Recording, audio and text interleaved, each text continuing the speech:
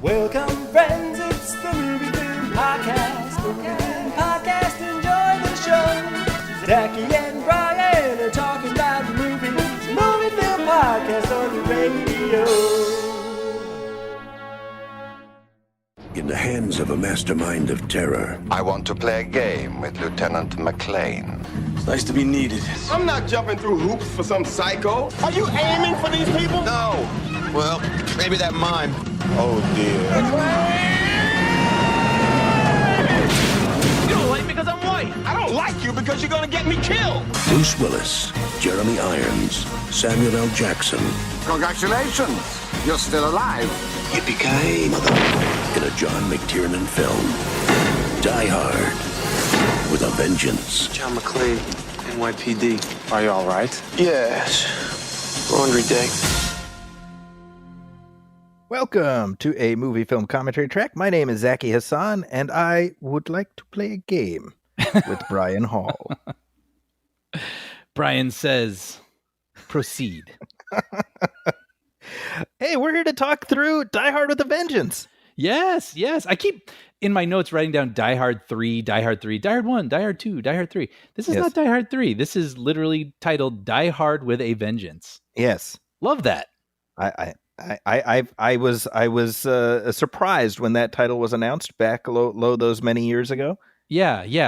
It seems a little silly and you know, like, but when you see the title like just ka-chunk onto screen, you can't deny it. I mean, it has power.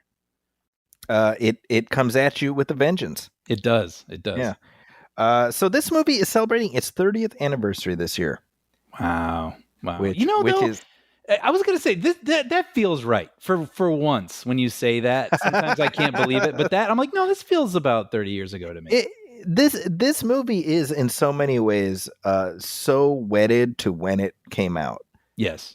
And, you know, there's so many visual and verbal cues that situate it very much as a mid-90s movie. And I think that is part of its enduring charm. Absolutely. Not in any way holding it back, but yeah, it very much feels, yeah, like you said, like a mid-90s story. Yeah. And you know, I think, well, I'm curious. My sense is that this one is generally thought of as the best of the sequels.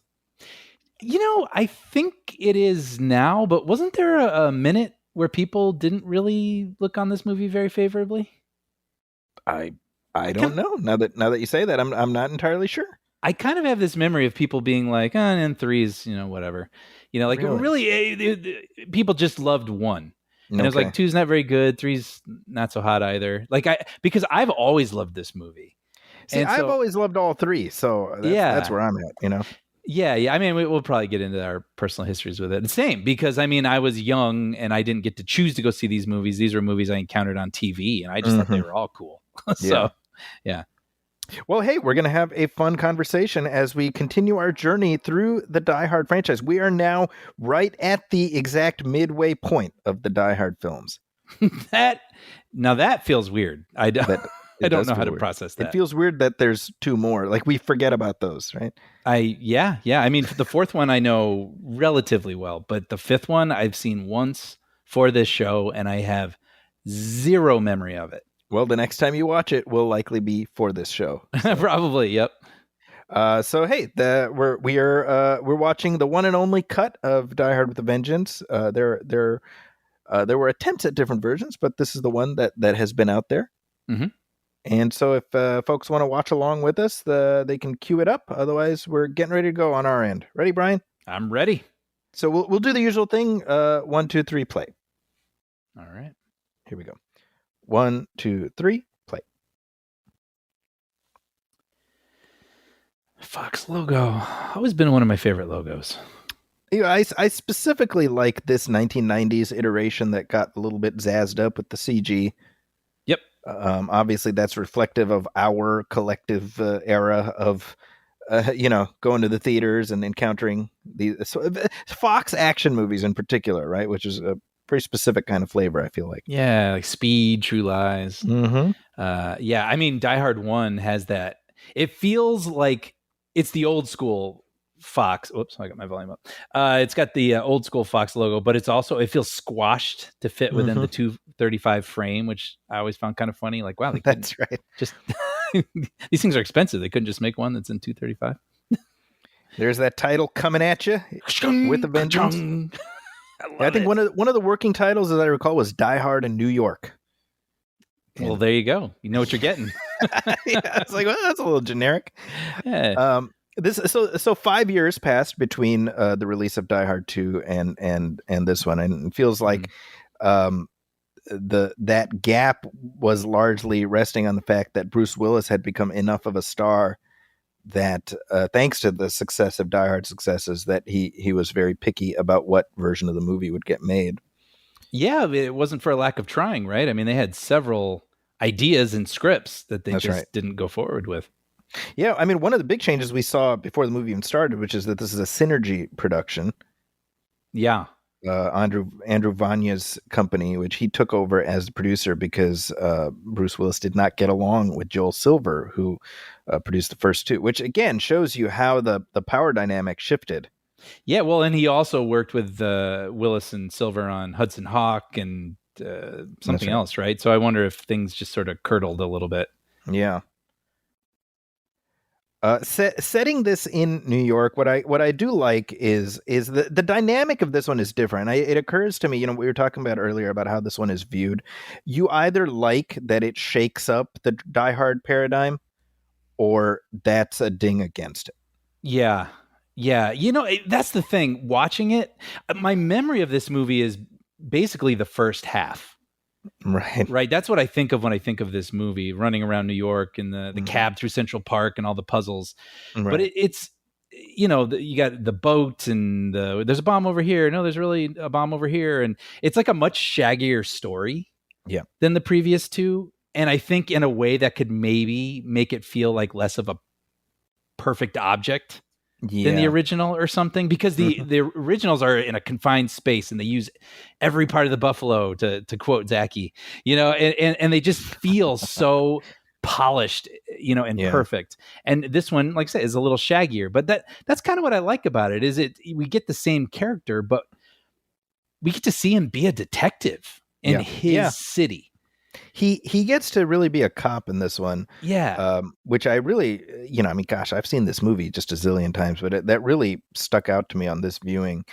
And I think we said this in our commentary track for Die Hard 2, which look, that's a movie I like. I enjoy it, I do too. But when it came to replicating the formula of the first film, you get one more shot to do basically that movie. So yes. So in other words, you get one time where McClane can be like, how can the same shit happen to the same guy 2 years in a row? You get one, you hung a lampshade on it, that's it.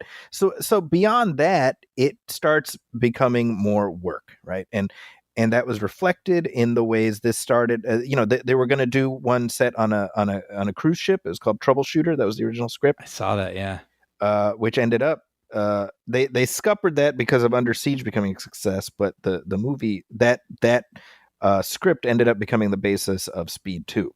Right. Or according to Jan de Bont, it came from a dream, but either way, maybe he read that script and then that night he had a dream. Either way, things went swimmingly with that script. Right. I think with this film, Die Hard becomes The Adventures of John McClane. Yeah. Right. Yeah. And luckily, the McClane character is so fully formed by this point that we're on board for that. And we get a level of action that we expect from these films. It's just a different sort of action. It's a different playground for him. Yeah. Yeah. One thing that I really appreciate about this movie, I love all the banter and everything with his fellow cops, right? And I love how in this film, unlike the other ones, it's not like John McClane having to deal with a bunch of bureaucratic asshats. Yes. It's all of these people are working together. They trust him. Yes. And that was really, I found that refreshing. Yeah, they're a little worried about him. Exactly. Right. There's no Dwayne T. Robinson or Carmine Lorenzo, that he's trying to work around. Yeah. Yeah, no, I agree. I love this police chief, Cobb, Yeah, right? he's great. He's fantastic because he's not the typical blowhard yelling at everybody. Yeah, You know, he's like what you would actually want a police chief to be. Like he actually seems to care. He considers things, but he also is decisive when he needs to be. You know, he has like a really cool... Captain Murphy from Lethal Weapon energy. Yeah, yeah. It's so funny because you think of these two movies when you think of that era of action, but it's funny how those police chiefs in both of those films aren't really like that. Yeah, the stereotype. Yeah, yeah. Bruce Willis had kind of a roller coaster of a career between Die Hard 2 and Die Hard 3. Yeah, yeah. You know, he had his a fair number of flops, but he was kind of on his way up again because Pulp Fiction had come out just a few months before this movie, and he was in Nobody's Fool opposite Paul Newman, and one imagines that for him there was this pressure to get right back to Die Hard, because that was sort of like Money in the Bank, right? Sure, yeah, and I don't even know what kind of pressure that put on him as far as making sure to get it right. Yeah. Yeah. You know? Well, I mean, I wonder then, it sounds like McTiernan wasn't a part of the development from the jump. Right. So I wonder if that was a Willis decision. Like, no, we're going back to Die Hard. We're going back to Die Hard. We're getting the original authors back. What's interesting, though, is that the script that ended up becoming Die Hard with a Vengeance, which was Simon Says, written by Jonathan Hensley, which that was initially developed. That was that first of all, it was going to be a sequel to the movie Rapid Fire. I thought that was crazy. I couldn't believe that. Yeah. Which Rapid Fire is like such a fun flick. I don't know if you've seen it. I've never seen it. No, I've only seen The Crow when it comes to Brendan. It's a fun 90s action movie you haven't seen. I think it's like totally fun. This moment, by the way, where he's got to pass by that grandmother. Oh, in his face. It's so terrible. It's just heartbreaking, you know? Yeah. Sorry. Yeah. Right. But then Warner Brothers picked it up to turn it into a potential Lethal Weapon sequel. Yeah. Which 100% I could see this as a Lethal Weapon. Absolutely. Movie. Yep. Right? Yep. Somebody from Riggs' past comes back, and now him and Murtaugh are caught up in 100%. Yep. But then they put it in turnaround, and then McTiernan got involved, and he was the one who was like, no, this Simon Says script might be the thing. Which is a weird thing about the diehards, that they, I think other than the fifth one, they all started as a different script. I was thinking about that last night. Maybe there's something. By the way, real quick, right there on the left, that little boy, that's Aldous Hodge. Yeah. He and of course, a big star now. He's Alex Cross, and he was Hawkman. He was also in Die Hard 5, I think. What? Really? Yeah. I mean, not a huge role. Maybe the same character. Maybe. I would love that. Sorry, you were saying?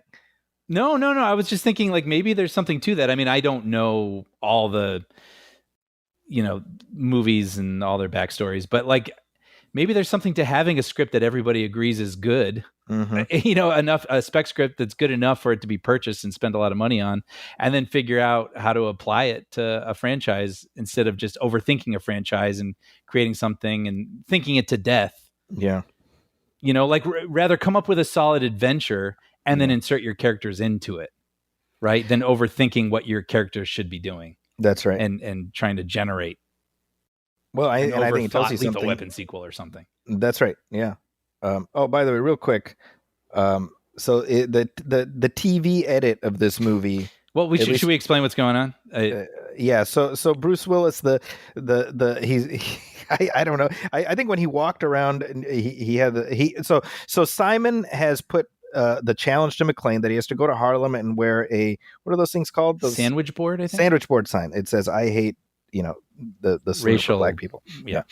And it, as a challenge, it's like a great movie challenge, right? Like talk about putting your character in a difficult spot. But what I remember most is when this first made its broadcast TV debut, yes, they had altered it because of the sign itself. When they filmed it, it didn't say anything. Which is amazing, by the way. This movie, as old as it is, the digitally adding that, I didn't know that. Which kind of makes sense, right? Yeah. So the TV version said, "I hate everybody." I remember that. Yeah. And that's so funny because I'm like, well, the reactions everybody is having to that are so unintentionally funny. Do you want to get yourself killed? Yeah. Everybody. Yeah. What do you mean, everybody? Yeah. I think they've changed it now. I think where it's just blurred. Okay. Which makes more sense, you know? Yeah. But what I love is that, again, you talk about, like, unlike the other movies where McClane is kind of like even in this, he's like the wrong guy in the wrong place. But yeah, he's involved at a point where he's got his cop instincts, and he's in his home base. Mm-hmm. So he's not, completely out in the woods. He's in New York. He knows New York. Yeah. Yeah. And by the way, I mean, just going back, I mean, killer opening to this movie, right? Yeah. Where you got Summer in the City playing, and we're sort of settling in, like New York, hot summer day, watching people bustle about on the sidewalks, and then just out of nowhere, just boom, explosion in the middle of the song, cutting it off. I mean, it's such an amazing opening. And we're off to the races. That reminds me of Lethal Weapon 2. Where we get the Warner Brothers logo, and then we just get Riggs and Murtaugh in the car pounding the roof, like, let's go. Like we're in the middle of an adventure. It's just so exhilarating. Well, and especially because, so much of the legwork is out of the way. I mean, we're less than 12 minutes in, and the story has fully, like, it kicks into gear, right? Yeah. As opposed to, both the first and second film, you have to do a lot of place setting, throat clearing, you might say. Yeah. In order to get the story going, It's funny because I thought that watching this last night when we actually focus on the switchboard operators for a minute. And I thought, man, this movie has so many characters. I mean, It has our heroes, our secondary heroes, our villains, ancillary characters who are involved and get a moment to humanize them and make them feel like real people, and the plot. And this movie is only 2 hours. It's amazing. The economy of this movie should be studied, because every movie now feels like, well, we have to be 2 hours and 25 minutes. How else would we tell this story? That's true. And you just look at this. Real quick, by the way, the whole thing about why do you keep calling me Jesus? I look Puerto Rican to you. Yeah, right. It's a funny line, but the way Sam Jackson just makes a meal out of it. Oh, I know. This was probably because I saw this movie before Pulp Fiction, I'm pretty sure. Me too, I think. Right. And I had seen Jurassic, but I wasn't aware of Sam Jackson in that movie, Which is funny because we had probably seen Loaded Weapon 1 also, and I don't know if I put it all together. Yeah, right, exactly. Right. So this, like, I knew of Sam Jackson, having seen him in pictures of Pulp Fiction, but I hadn't seen the movie yet. I saw this. And so, a lifelong a fandom was born, really, from this movie. Oh yeah. No, but you're absolutely right. Like what the movie does really well is give us a really vibrant, environment within this police station and all the various people. Graham Greene's character clearly has a relationship with John, like you said, Walter Cobb, all these, and it makes it feel lived in. And what that does is, when we move through the story and you have, the character Ricky, like, we feel bad when he gets killed. Yes. Yeah. Right. When Charlie stays behind to dismantle the thing, we're like, oh no, like, we feel invested in all of these different people. Yep. And that's something that the other movies didn't do as much, because it really was one man against all of this, That's a good point. I mean, I think when they were talking about making more Die Hard movies, they were like, we want to make young McClane, New York cop movies. And I remember thinking, I mean, it's kind of hard because I don't know that you can find someone to match Bruce Willis. Bruce Willis is Die Hard. He is singular. Yeah. Right. But I remember thinking it wasn't a terrible idea. And I wasn't connecting the dots, but I think it's going back to what I just said, where I do enjoy watching McClane be good at what he does in his city. Yeah. You know? Yeah. I think the problem is he's so perfectly cast.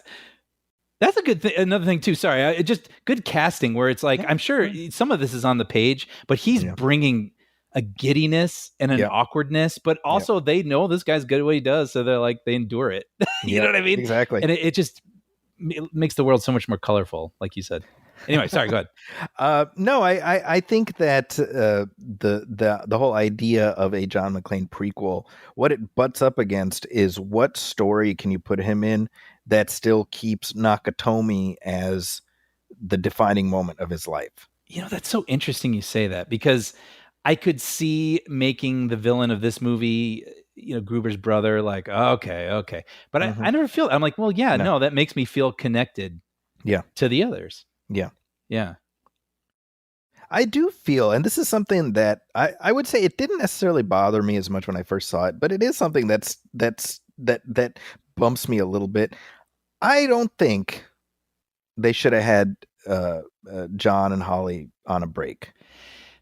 We've talked about this, right? That's the bummer about sequels, is everything that worked out well in the previous movie that made us happy when we left the theater, they have to undo. And Force Awakens, I didn't love that Han and Leia weren't together. That's right. You know, I just was reading Heir to the Empire for the first time, which is the Legends now, I guess, sequel, where it's like Han and Leia, they're together, but their work keeps them busy. That's the drama, is they don't get to be together as much as they'd like. Yeah, I can live with that, but knowing that they've separated, I'm like, I don't want to watch that. And with this film, I don't know that there's any story reason for John and Holly to be separated. I know, it's funny because a fight or something I can imagine, although that is what happens in the first movie. Yeah. Famously. So I don't know. I know you need to give them some sort of business, but I don't know what it is. If Bonnie Bedelia is not in the movie anyway. Yeah. Then this idea of like, because if you remember in the second movie, he has become an LA cop. So then and he says he's been back in New York for about a year now, right? So that means that within 4 years he has yet another argument and he's like, screw this, and he moves back to New York. Right. And I'm like, well, you could just have him like in New York. It's not like he has to be, and this is his turf. Right. Right. Like I question the storytelling dynamics of being like, oh, and now he's separated again. Like I think it undermines both of the previous films in a way that reflects poorly on Holly, because her only presence in this story is swearing at John over the phone. Right. Yeah. And I would even say, okay, fine, maybe they're like on a break in this one, but you end with them reconciling. But the idea that in the fourth film, which is however many years later, they've been divorced for a while. It's like, yeah, that sucks. I mean, I get it. People do get divorced. People reconcile and get divorced.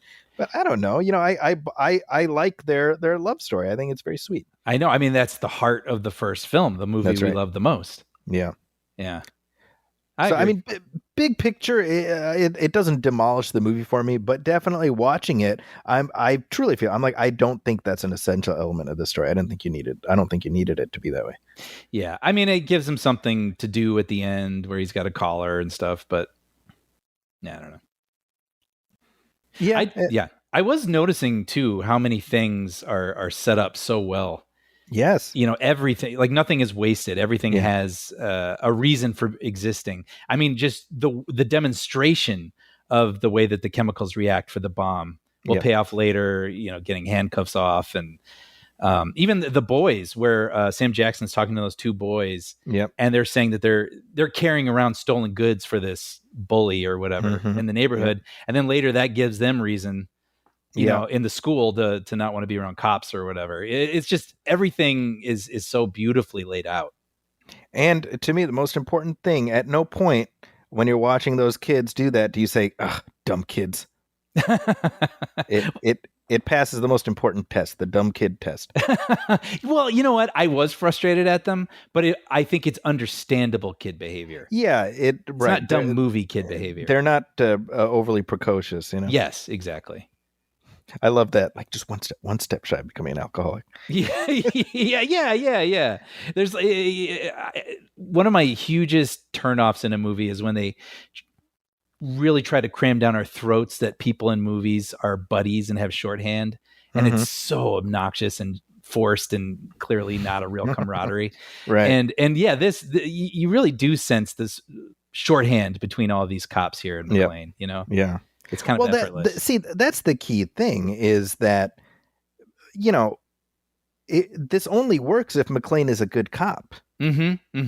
Right. So, you know, yeah, he's rough around the edges or whatever. But, you know, his issue in the previous films is he's in a situation where nobody knows him and how he works. Yes. In New York, they know, look, this is a guy who gets stuff done. Yeah.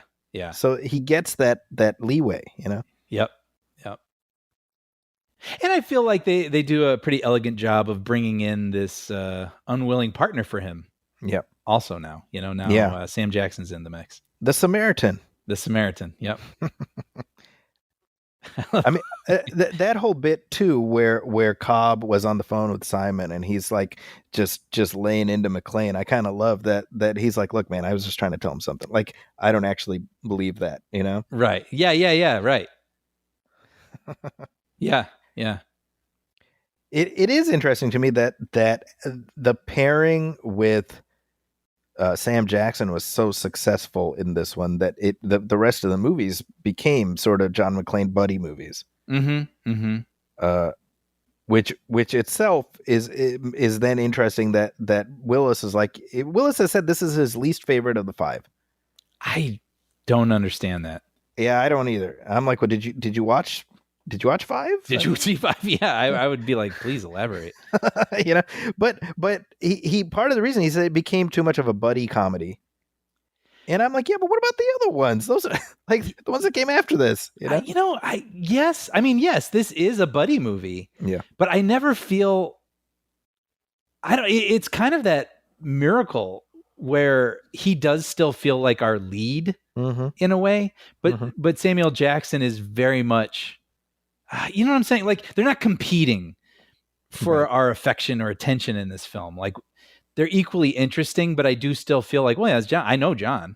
Yeah. And this guy seems like he can keep up with him. That's great. That's right. You know, I don't know. The role of Zeus. Now, by the way, in the original, the Simon Says version of this, it was a woman. Yes, right. And I think at some point they were talking about maybe Angela Bassett playing the role, but that was early in the development process. But they wrote it when it was rewritten for a man. It was rewritten with Lawrence Fishburne in mind. I can picture that. Absolutely. And I think it got hung up on pay or whatever. Lawrence Fishburne had been offered the role of Jules in Pulp Fiction. Yeah. Right. And he turned that down, and he's in negotiations for this, holding him up over money. And I think what happened is that Andrew Vanya went to the premiere or a special screening of Pulp Fiction, which Bruce Willis was in. He sees Sam Jackson and he's so impressed by him. And Willis is like, this guy's really good. So then he offered Sam Jackson the role based on seeing him in Pulp Fiction. Wow. But Fishburne sued.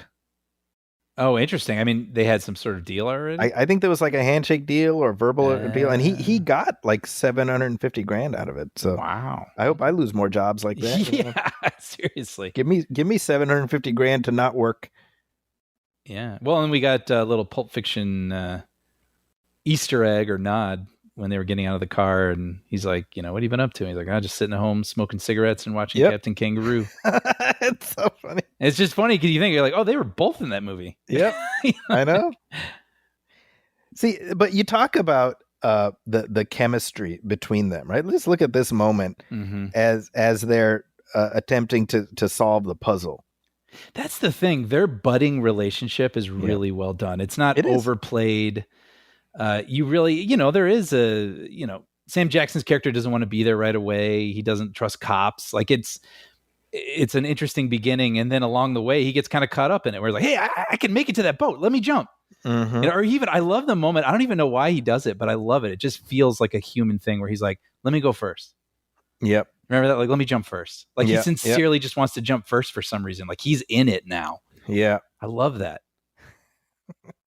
This is so funny. The way they're going back and forth. It's very like Altman-esque. Yeah. The crosstalk and stuff, Yeah. I said this before, I love the runner throughout the movie. How many times does McClane say, I got a bad hangover? Right. Right, because the whole movie is set in like a 12-hour period, basically. So it's just him in the throes of having drunk too much, Oh man, it's so funny. When I was like 15 and watched this, I was probably like, yeah, I've had a headache once. That's a bummer. And then you forget about it. But then as an adult, when you've had migraines and headaches, you're like, can you imagine doing this day with a headache, with a hangover? So funny. This, by the way, if I was in their shoes and I had to solve these freaking math riddles all day, like, New York would be toast. I'm sorry. Like, dude, you're not kidding. Because I was never good at these. Yeah. The connections game on New York Times, Yes. Yeah. Dude, if I have to do that on the clock, yes, right. It is disastrous. Right. You know what's funny, by the way? So here, where it's the fake out on the payphone, yeah, and Simon is basically, made them think a bomb was about to go off, so they're like, get down, and humiliate themselves because nothing goes off, and then you hear Simon laughing. I was actually laughing too because I was like, you know what? I mean, that is kind of funny. Like, if you're in his position, it's kind of a funny thing to do to these people. And it's genius. He didn't say Simon Says. That's right. I love, Hensley talked about the genesis of what became his spec script, which of course became this movie, is when he was a kid, he threw a rock at another kid. Mm-hmm. And he thought about that as a grown up. Like, what if that kid had really gotten hurt and he got like effed up, and then as an adult, he wanted revenge on me. Wow. And that became Simon Says, which became Die Hard 3. Isn't that amazing? That's incredible. Amazing. The point is, every idea, man, file that sucker away. You know what? I got to say, to give credit to a story editor, Michael Olson, I'll shout him out on the past couple shows I've been on. He was like, no idea is a bad idea. Like, he would have these story break sessions where he'd be like, say every stupid idea you have. And then we would throw it, or inappropriate, because we were working on a kid show, any inappropriate idea you have. And then we'd have to look at each one and go, how does that become an episode of this show? Mm-hmm. Like, and then we would, retool it and like, well, maybe it's not this inappropriate thing, but maybe it could translate to like this, and this would be what a dog would do, and blah, blah, blah, blah. And a lot of those things would become episodes. So, I mean, I think there really is wisdom in that. It's like any idea is the start to a good idea. Yeah. Even when it's a bad idea. I think it's really true. Yeah. By the way, Hensley, did you know he's married to Gail Ann Hurd? I did know that. Yeah. I didn't know that. Yeah.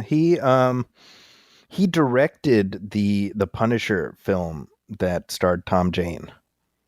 Oh, is that the one with the parkour guy who gets blown up? No, that's the one with Ray Stevenson. Okay. The Thomas Jane one, but he wrote and directed that, and that was produced by Gail Ann Hurd. Ah, got it. Yeah, he wrote and maybe was intending to direct an early version of what became the Ang Lee Hulk movie. Oh, okay. And yeah, in fact, he was attached to direct that, and I believe that's where he met Gail Ann Hurd, because she produced that project. Oh. I wasn't very familiar with him, but I mean, he wrote for Young Indiana Jones Chronicles. That's right. The Saint, which someday I have to watch with you. We're gonna do that one day. Yeah, Jumanji. Worked with Bruckheimer. He did Armageddon. I believe that was his idea. Yep, that's right. Yeah, and he did uncredited rewrites on Con Air, Gone in 60 Seconds, The Rock. Yeah, he was very ubiquitous. Yeah, at least in my awareness from I would say from like 95 to 2005, and I don't know that he's done a ton of stuff since then, or that I've been aware of. But not a bad way to sort of get on the field with Die Hard with a Vengeance. Absolutely. I'm surprised I didn't know more about him. Yeah, this is great, by the way. So I watched a bunch of behind the scenes for the action sequences in this movie last night on YouTube, and they showed this, driving the cab through Central Park and the explosion at the beginning. And it's funny because you watch this and you think, wow, this is like, it's really fun to watch. And you're like, I don't know, what did this take, like a day or something, and just had to squeal through the park. And and you just you forget to appreciate how much work goes into this, how much planning, how much thinking through where to put the cameras, all the safety stuff. Like these things take forever to shoot. Yeah. You almost forget to appreciate that sometimes. And just watching them just go through the rehearsals and the setups, and then they try it and it doesn't work, so they try it again. It was really fascinating to watch.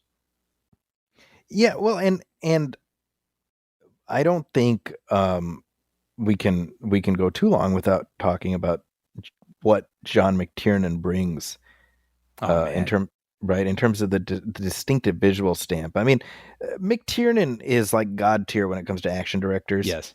And it's a damn shame that he's basically like retired now. I know. Forced retirement, Yep.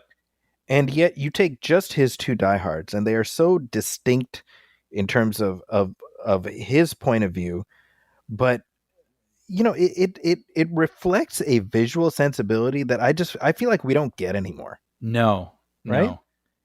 No. Actually, I was trying to figure out what it was. How would I even describe it? And so I was thinking, it's like the visuals with McTiernan, it feels like the frame can barely contain all of the bustling city or the action. It feels like it can barely contain it within its frame. Yeah. But it's all calculated and it's all exacting. That's his style. That's his visual voice. And I think a lot of people don't understand what that is exactly. So they shoot their movies and they just shake a camera around and they're trying to like create some sort of energy. Right. And it's, his movies feel like they're out of control, but they're entirely in control. I think that's very well stated. Yeah, that's exactly it. Right. It's so invigorating to watch. And I really miss it. I mean, it does feel like he's doing that shaky, whatever sort of thing, because you're feeling that energy, but he's not. Yeah. When you actually look at the image, it's just amazing what he is able, like bursting energy that he captures in his framing. But it's just all the tilts and pans and rack focus. It's all so precise. Yeah. Man, I wish he had made more movies. It really, and I think the city of New York is such a vibrant character itself. Yes. In the film, right? And you realize the value of actually going on location. Yeah. And my recollection, I haven't seen 4 and 5 as much, but my recollection is that there's a lot more, green screen stuff. Yeah. Yeah. And some of that is just a necessary evil, but other thing to me, it's like, you drain out what feels like a really important ingredient for these movies, Yeah. Yeah. Tactility. Because I was thinking about that during some of the action sequences here. Like, you don't need John to surf an airplane in this movie.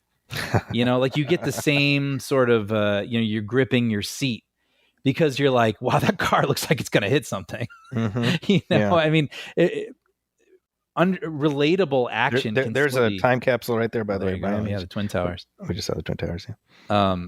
But no, I mean, just, even the tunnel filling with water is a visual effect, but it feels grounded in a way. Yeah. And something that I can relate to, and like, well, I wouldn't want to be stuck in there, a truck trying to back away far enough from rushing water. So I don't know. Yeah. I wish some filmmaker, I mean, Mission Impossible does this. Yep. It knows it's got to go big, but it's got to go big in a way that feels possible and grounded, but like something you've never seen before. But what's interesting is Mission Impossible got there eventually. Yeah, that's true. That's true. Right? Because the first movie, which came out just a year after this, the whole third act is basically, a bunch of gleep glop against a green screen. That's true. The helicopter in the tunnel, which is still cool. It's still fun. It's totally fine. But yeah. But it's a far cry from the stuff we see in those films these days. Yeah, like crews hanging upside down from a biplane. And I think part of that comes from the realization that that's not something you get very much anymore. So that allows Mission Impossible to occupy a lane all by itself. That's true. Yeah. And it is interesting because in that movie, I mean, here, obviously, when the subway goes out of control, it's a controlled thing.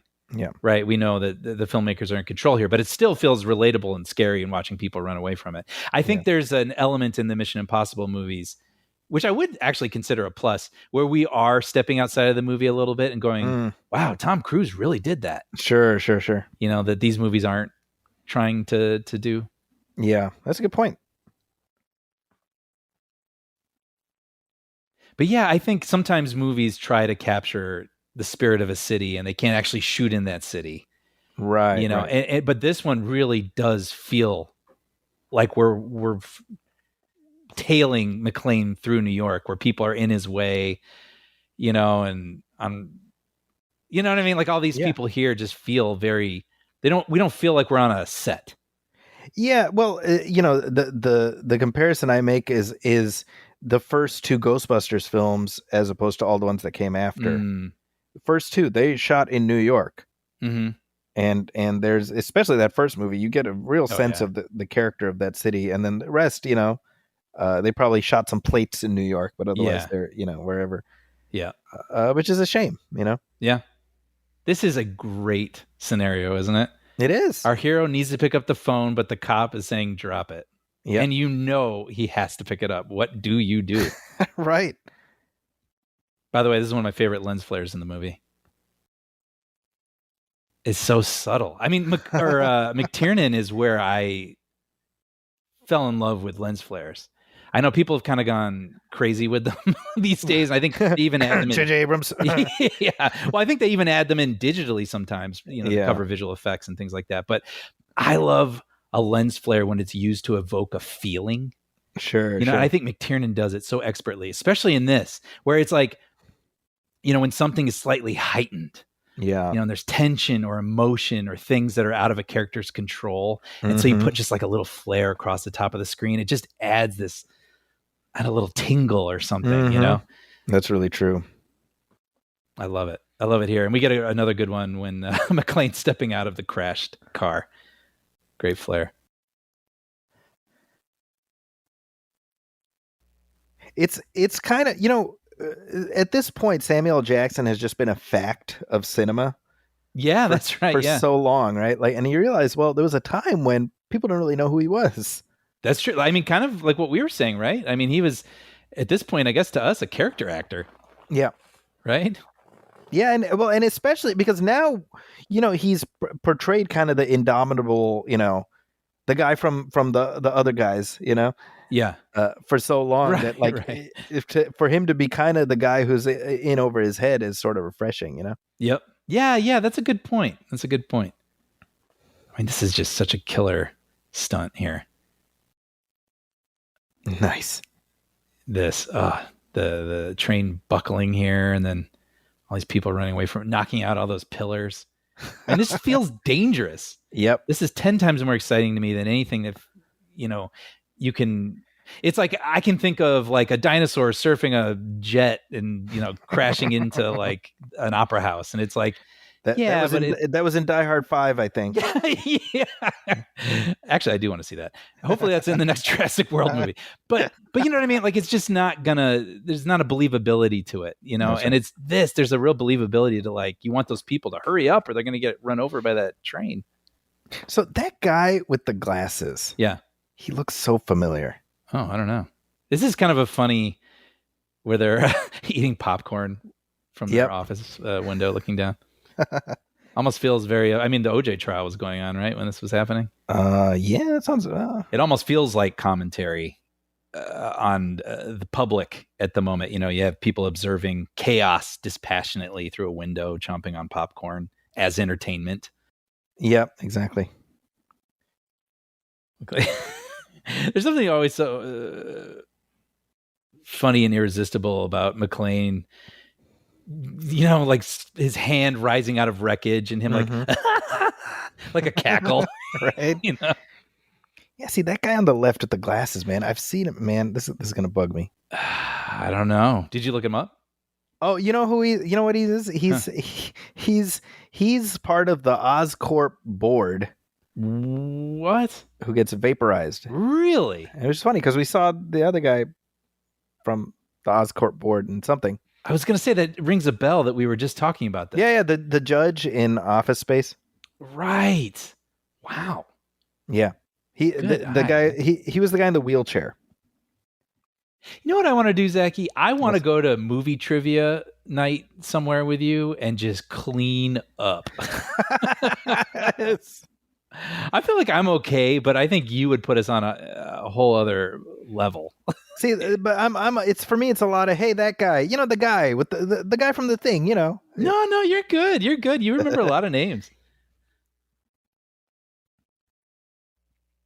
See, at this point, the movie really gets into gear as far as the underlying scheme, right? Mm-hmm. Which I didn't even realize because I was so swept up in things, but we don't see Jeremy Iron. Yeah, like 45 minutes in. I can't even say his name normal anymore because Iron. Yes, Jeremy's Iron. Jeremy Irons. I'm not confident. It's like Socrates with Bill and Ted. I still Socrates. think Socrates first, and I have to correct myself in my mind before it passes my lips. And it's like that with Jeremy Irons because of The Simpsons. I always want to say I want to say Iron, but Jeremis Iron. But yeah, we don't even see Jeremy Irons until 50 minutes into this movie. Yeah. Crazy. Yeah, and he is a terrific baddie. I gotta say, probably the second best baddie in these films. Yeah, he's great. Right. Originally they had offered that role to David Thewlis. Who's that? That name sounds familiar. Yeah, he's you know him. He's you've seen him in a bunch of stuff. He was Hades or Ares or whatever in Wonder Woman. Oh, that guy. Yeah. I can see it. It's a slightly different take, but I can see it. But you know, he vaguely resembles Alan Rickman, right? Yeah. I could see the relation. Yeah. Yeah.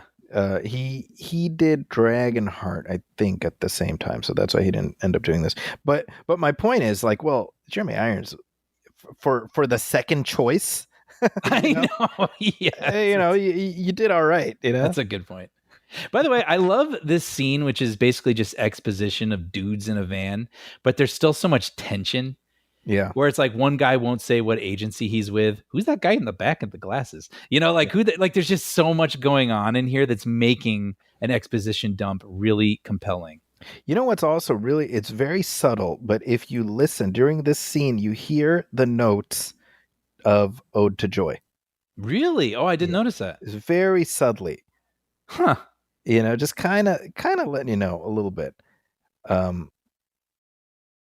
And the great thing is that, you know, by making him Simon Gruber, right? It instantly, like, we're on the exact same page as McClane. Like, this isn't some character, heretofore unknown character. Yes. We know exactly what is being discussed, right? Mm-hmm. And I think that was a very smart decision on the part of both Hensley and McTiernan. Yeah. But what's also kind of interesting to me is, like, it's almost like McTiernan's two films exist in a closed bubble that doesn't really even need to acknowledge the second movie. Yeah, that's true. Right? Because you're right. There's nothing in this that would, you know, take into account, like, oh yeah, and then he moved to LA, and then, like, you know, it's just you helped land a plane, you know. Yeah, that's funny. I hadn't thought about that. I do, you know, it's similar enough to the first film, right, where we think the plot is this, but it's actually that. Yeah, right.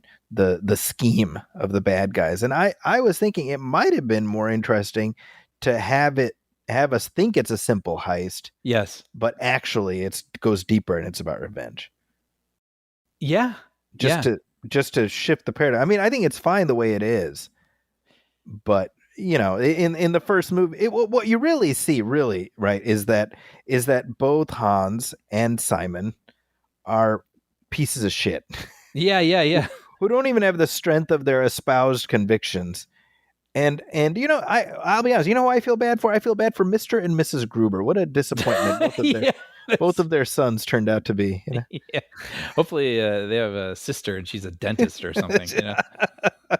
But it's true. But it's funny. But they both, it runs in the family. They get fixated on this guy. He really gets in their craw. That's right. And they just. I hadn't remembered that the thing where his henchmen are like, dude, give it a rest with this guy. Yeah. like we're making good time. They do that a couple times to him in this movie, which is funny because for him being such a figure, and so in control and composed and erudite sounding and everything, it's just, he just can't let it go with this guy. Well, you know why? Because he's the fly in the ointment, the pain in the ass. Yeah.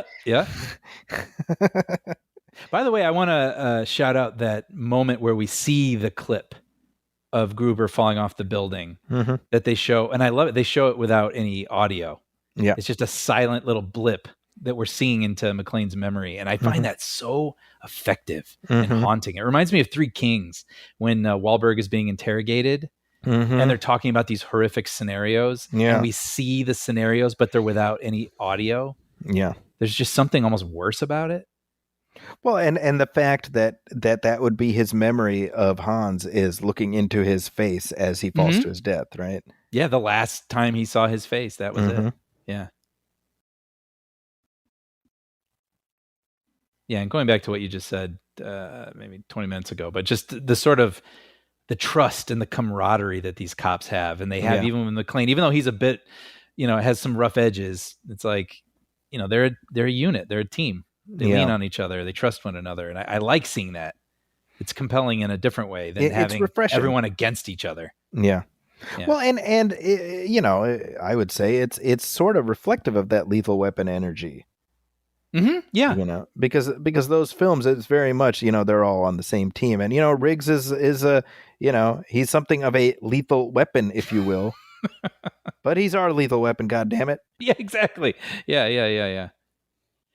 But even we're going to see him in a second here, but just the tenor that the captain has there, where it's just sort of like calm but commanding. Yeah. I was like, I looked him up and he's been in 1,000 episodes of this soap opera. Wow. He wasn't in many movies as I imagined he would be. He was on the soap opera for all these years. And I was like, why? We should know who this guy is. He's so good. Yeah, he's in Spy Game. That's what I remember him from, in addition to this. Operation Dinner Out. That's right. Only thing I remember about that. I'll never forget it, and I don't know why. I love that movie. It's good. Yeah, we should rewatch that. Hey, maybe we'll talk through it one of these days. Pitt, Redford. Can't go wrong. Yeah. Anyway, Jeremy Irons. 15 minutes in, we're seeing him for the first time. I was thinking about this last night also, this kind of stuff where we're seeing the hustle and bustle, all these people, like this shot here where we see all the radios being handed off as dozens of cop cars come out of this building and people, look at all these cops just trying to get to payphones. I just feel like we don't see this kind of stuff filling the frame anymore. Everything is sort of a shortcut. You got the volume and you got all these things, which they serve their purpose, by the way. I'm not dismissing those things, but I miss that tactility. And that's what I love about watching Nolan movies, where you see even like Dark Knight Rises, it's to the extreme, but where we're seeing a city street just jam-packed like the 10 Commandments, with cops and jingly keys and all sorts of things on the sidewalk. I miss that. To your point, look at this shot right here. You've got the woman in the foreground and the guy talking. You feel the climate in this scene. That fan. Yeah. Absolutely. Even this, just these reporters, and they got their little notepads and they're talking to the cop, and a fire truck going by. Someone had to plan that. That's right. This scene feels alive, and it's so small. I mean, all these things, they feel like, well, we could come up with all this sort of thing, but it's the attention to details and the execution of it that just makes the whole proceedings feel alive. That's right. Yeah. And bustling and scrappy. I also think, the movie does a nice enough job of making Ricky like an integral enough character. Yes. That it would mean something when he dies. Yep. You know, and just the subtle thing about playing his badge number and stuff. Like, why would John? You know what I mean? Like Yeah. you're doing the work. You know. And it's so funny going back to the economy of the script. I mean, the whole badge number thing covers so much ground. Yeah. It shows that they're all buddies and they know each other. And, oh, yeah, it was the lottery. Oh, I did play the lottery. We all play the lottery, of course, you know. Then we get the badge number detail out of it. So we get the humanity and we get a little detail that he gets to use as a detective later in the story. Right. You know? Yeah. Yeah. Also, you know I'm watching this and I'm like, man, what a weird American accent Jeremy Irons adopted. I was like, he's got to be better at American accents. Then I realized, no, he's doing Hans's American accent. Yes. You know? You can imagine them as little boys watching, you know, those cowboy films that they were talking about and doing bad accents. Exactly.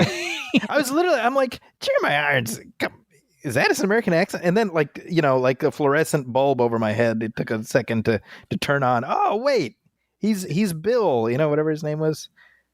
Clay. Bill Clay. There you go. Bill Clay. One of my proudest moments as a writer on Puppy Dog Pals, we did a Die Hard parody, and I worked the name Bill Clay into it. Well done. Slow clap. I mean, of course, you need the explosions going off and the tank tops and slacks or whatever, but like, Bill Clay. I was pretty proud of that one. Yeah. That's hilarious. Yeah, you know, now that I think about it, this is probably the first movie I saw Jeremy Irons in. I'm certain it was for me. Like, I knew of him because Lion King was the year before, so I knew. Oh, I knew his voice. Yeah. I knew his voice, but this is the first time I saw him in a movie, I'm pretty sure. Yeah, good point. Be prepared. See, so essentially, Simon's theme is when Johnny comes marching home. Right? Yes. And this gets to one of my beefs about, you know, the musical identity of Die Hard, which is that Ode to Joy is not the Die Hard theme. That's the Hans Gruber theme. Yeah. So whenever I watch the trailers for the other movies and they put Ode to Joy in there, Brian, I'm irked. Can I just tell you? It irks me. That is very funny. Yeah. Well, there is a John McClane theme. We hear it throughout all the movies. That's, you know. Yeah. Look at that shot. Great shot of them running, and then they got the trade center in the background. I mean, it's just great composition, but B, like I said, man, that is a time capsule right there. Yep. And we feel like we're in the city on a hot summer day. Well, not just that. When we saw that shot in 1995, it did not even cross our brain pan that those buildings would not exist in about 5 years' time. I think about that all the time. I think the filmmakers, whoever, us watching that, had no idea that there'd be a time without them.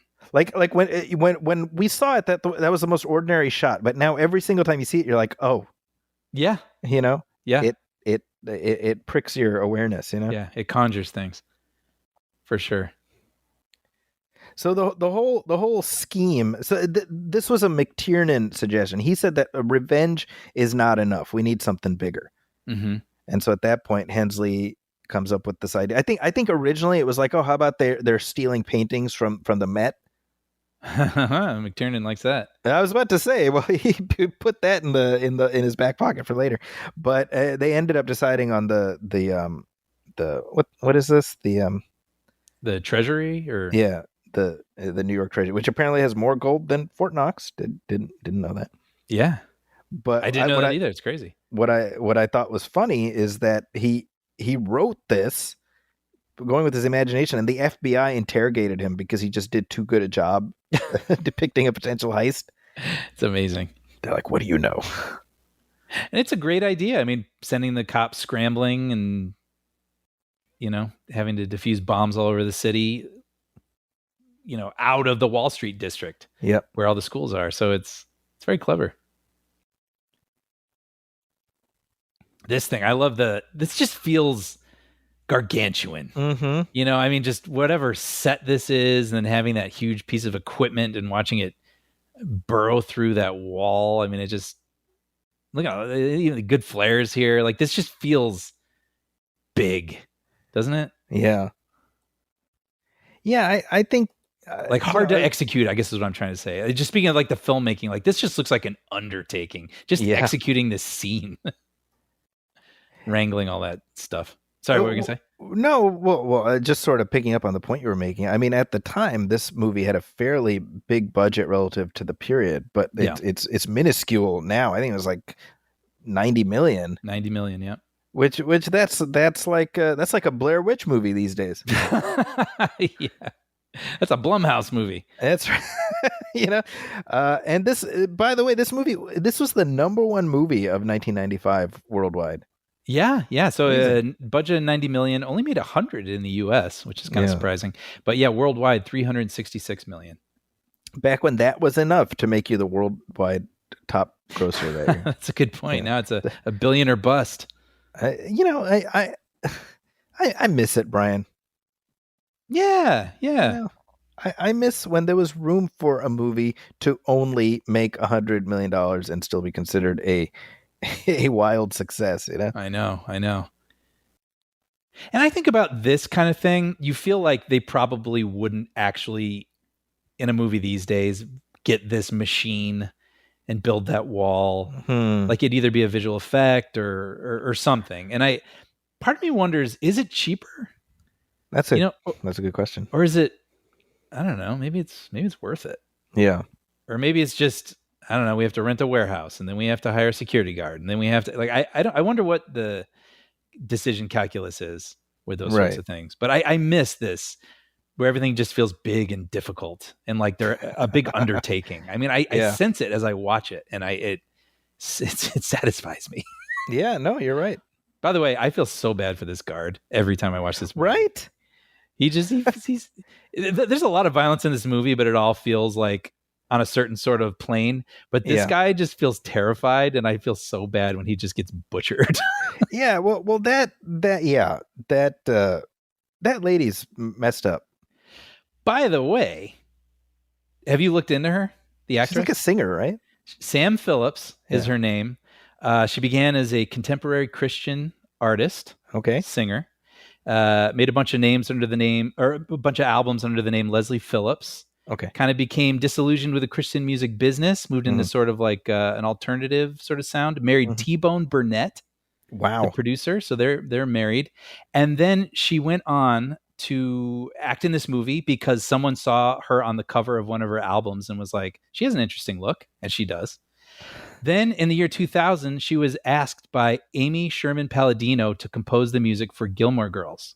Wow. So as we watch her slice and dice this man, she's the person singing the La La La's on the Gilmore soundtrack. That's hilarious. Yeah, she did the whole, every season of Gilmore Girls, and she went on Marvelous Mrs. Maisel. Wow. That's her?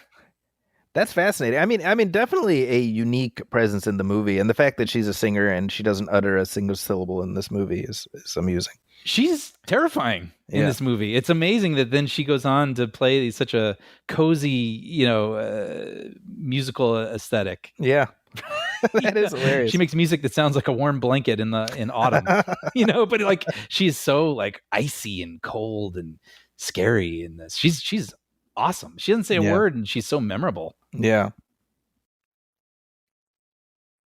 So this movie, you did not see it in the theater when it came out? I don't think so. I was 15. It was still a little tricky seeing R-rated movies. Yeah. This was probably a VHS rental. Yeah. Yeah, I remember the first time I saw it, I borrowed it. My cousin Fawaz, who listens to the show, so shout out to him, had made a copy and he lent it to me. Oh, nice. Yeah, and I believe he lent me this and Pulp Fiction at the same time. I saw Pulp Fiction as a bootleg. Yeah. For the first time, which is funny because it feels kind of like fitting. Right. For that film or Tarantino's kind of grindhousey aesthetic. Yeah, I'm sure he would have been tickled by that. Yeah. It's so funny. It has been interesting to see Tarantino just completely sour on the film as an art form these days in terms of what its potential future is.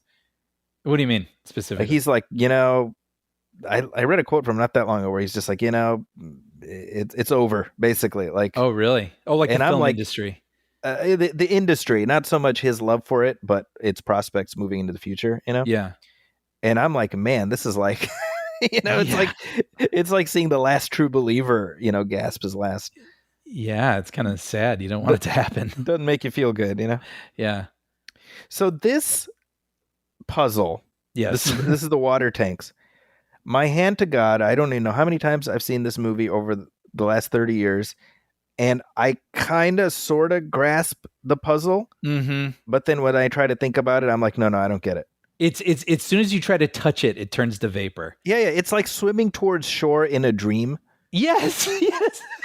It's so true. So yes, the 5-gallon jug and the 3-gallon jug is what we're talking about here, which I think is the thing people probably remember most from this movie. I think so. Yeah. It comes up a lot in conversation for me.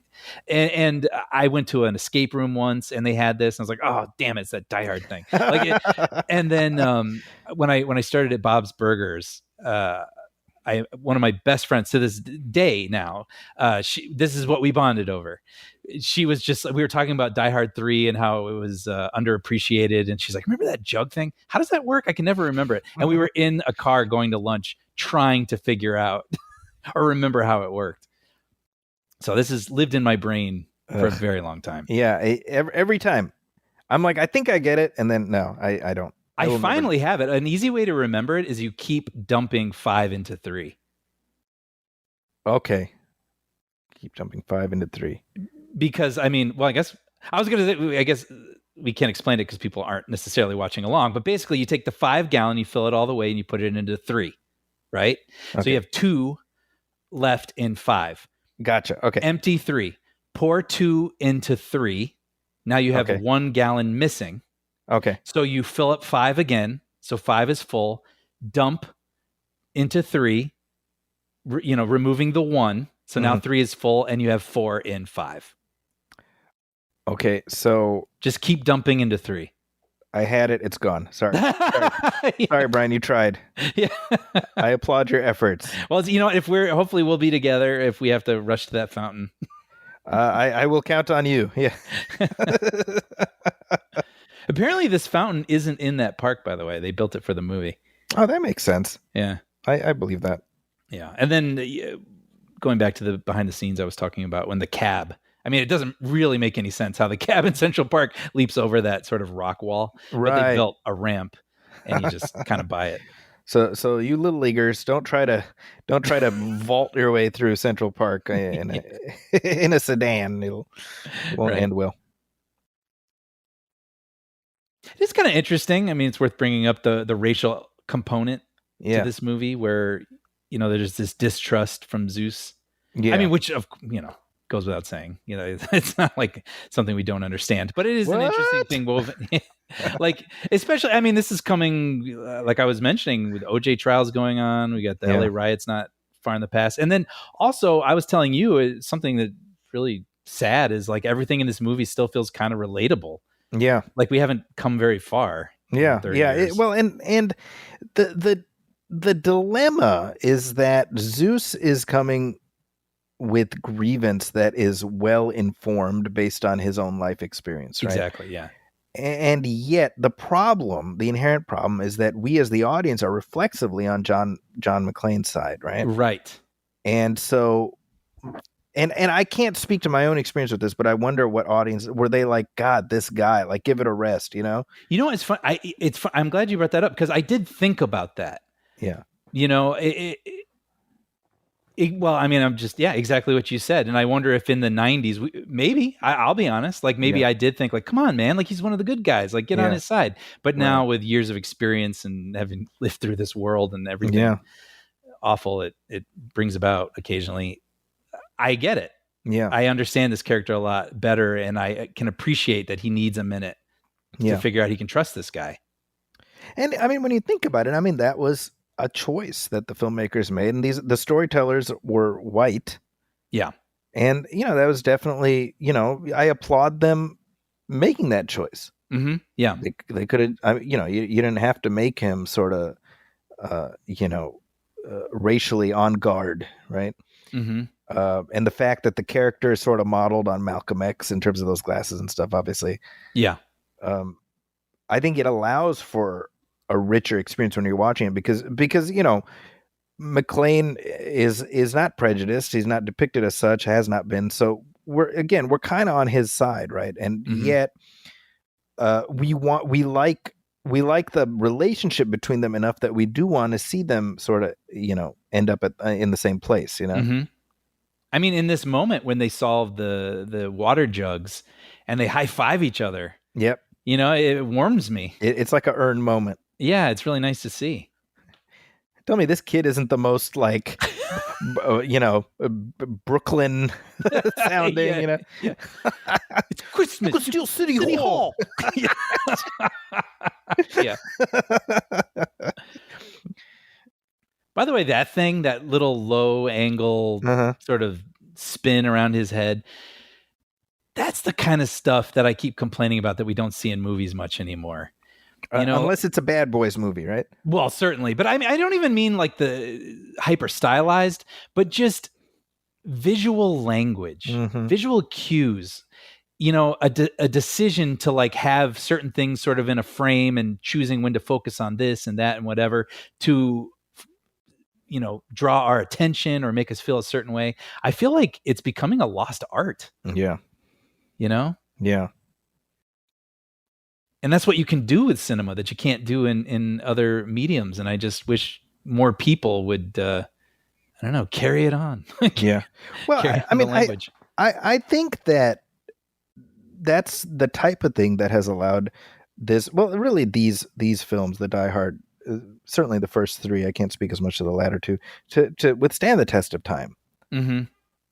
Because the visual language that it uses is so it's memorable. It stays with you. Like you were saying, like you remember certain shots. Yeah, and how they make me feel. Yeah, exactly. And what you can delight in the way that they reveal something and go, oh yeah, and they did it through the camera in a way that it burns into my brain. And I won't call it out specifically, maybe in the next episode. But I watched something on a streaming service that was made for the streaming service, and I was like, I mean, what did they do? Just point the camera and say cut, and then point it in the other direction and say cut? Like what? It's a movie, Right. Like let's go, let's make it cinematic. I don't know. So then this feels like I just got to, even though this is a rock'em sock'em action movie, I feel like I'm having steak dinner, Right. because it's pleasing my eyeballs in a way that we don't get to, it doesn't get pleased very often. Right. By the way, this beat right here. Yes. You know what I love here? Huh. So you've got the two guys working for Gruber, and he's like, hey, don't leave it here. Some kid might find it, right? Yep. They're setting up the ending. Yes. Right? Yep. Like that was a choice. Why put that in? They're letting you know, no, they're not going to blow up a school. Yep. Oh, I see what you're saying. They're not that bad. That's a good, you know what? I didn't clock that. I didn't. That's right? so interesting. They're not going to be like, oh, some kid might find it, but we're going to blow up a school though, right? You're right. It's like a little bit of a hint, a clue. Yeah. Just a subtle thing, Well, and it adds up when you know the whole story because they're in it for the revolution. That's right. Right? So, yeah, they're not at least killers as far as we know. Some of the others are. But I do love that, and we just had that moment with the fountain too, where Zeus is like, dude, we can't leave this here. A kid might play with it. Yep. And then those guys, hey, we can't leave that here. A kid might play with it. That's right. And then, of course, they end up using that bomb later. Exactly. Good writing. Yeah, I think to the point we were making at the start of this conversation, I mean, this movie really does rely on McClane's detective work. Yes. I mean, and there are bits of that throughout the previous two films, but this is really him solving a thing, figuring it out, following the breadcrumbs, Yep. And I think it helps that, they've opened up the canvas so that it's him running through the whole city as opposed to crawling through, ducts, Yeah. Yeah. See this right here again. They did a good enough job of establishing the bit with the badge that without dong hit you over the head with it, that it makes this feel like a good use of his detective skills and just the fact that he knows these people he works with. I wouldn't have blamed them if they had done it. but I'm shocked that they don't have him whisper to himself 69, Yep. 91. Yep. Exactly. Like they kind of trust you to Yeah, there's like a remember. little music sting, I guess, right? Yeah, yeah. That's enough. Yeah. By the way, is there anything more tense than having your hero surrounded by enemies in an elevator? Yeah, and if you don't have a Captain America shield, Yep. it can get pretty fraught, as we've established. Yep. By the way, this is like the biggest blast of gore we get in the whole movie right here. Yeah, that's right. Boom. Oh, it's like a cannon. Jeez. But yeah, we have the way he's tipped off. He has a lot of things tipping him off, but the guard saying things like raining cats and dogs. But he says it's like in Inglourious Bastards. Yep. Where Fassbender uses the wrong three fingers to signal three. I love just cultural things. I wouldn't have made that connection. That's great. Yeah, I love that stuff. It's very clever. Yeah. Speaking of, though, I was reading that a lot of the German in this movie is not grammatically correct. Oh, that's interesting. Yeah, I guess some lines are so off that it's basically gibberish. Well, why not just have a German person help you with that, right? Well, it kind of reminds me of, Amelia Perez, which is a movie currently nominated for Best Picture. But a big complaint of that is that a lot of the Spanish in that movie makes no sense. That's interesting. Apparently, or allegedly, the movie was written in English, and then they just ran it through some sort of translation thing. So a lot of the conjugation and the context doesn't actually make sense. What they're saying. We're not talking about a dead language. You could get people from that group. Yeah. Who could help you, right? Well, my point being, I mean, it's probably even easier these days to have something like that handled, and they still don't do it. So, I don't know. That's depressing and hilarious at the same time. Yeah. The whole thing about Zeus and his gold bar. I love that, and it's so funny. I love that McClane's like, all right, well, that's right. Let's see what they may find out. Well, I'm gonna let you keep it. yeah, I love that, and then I love that he organically loses it too. I lost track of it also, and I was like, oh, Zeus, no, your bar. I wanted him to keep it because, like he was saying earlier, those guys are probably destroying his shop from earlier in the film. Yep, that's right. I was reading that McTiernan acknowledged that the amount of gold bars in those trucks are not feasible. Yeah, that's right. Yeah. But I guess that he and Samuel L. Jackson were allowed to lift a genuine bar of gold so they could understand the feel of it. So it's kind of funny when you see Jackson carrying the bar and it looks really heavy and he's like, knowing that. See right there, we got Donald Trump references and Hillary Clinton references. I know. And rampant racism. I mean, it's like nothing has changed. Everything old is new again. I know. You know what's funny? He talks about it being a Yugo. The only reason I know about Yugos is because Mad Magazine would always make fun of what shitty cars they were. Yeah. I kind of remember that. It was like a punchline of a name. So this right here, dude, he's like, who's the 21st president? Go F yourself. and then Zeus is like, that guy's pissed. Yeah. Not even offended. Like, and then the thing on the gold bar. Yeah. McClane's like, well, he won't be once he looks at the back seat. And she's like, oh. So good. Oh, man. Anyway, so the dump trucks, I think they have 12 or something like that. I guess someone did the math, and you would need 480 dump trucks to steal all the gold from the Federal So the Reserve. math ain't mathing. Nah. But you know what? I don't care. This is the 42nd president at the time this movie came out. Like that's how far along we are in the timeline. I thought about that actually. Jeez. Yeah.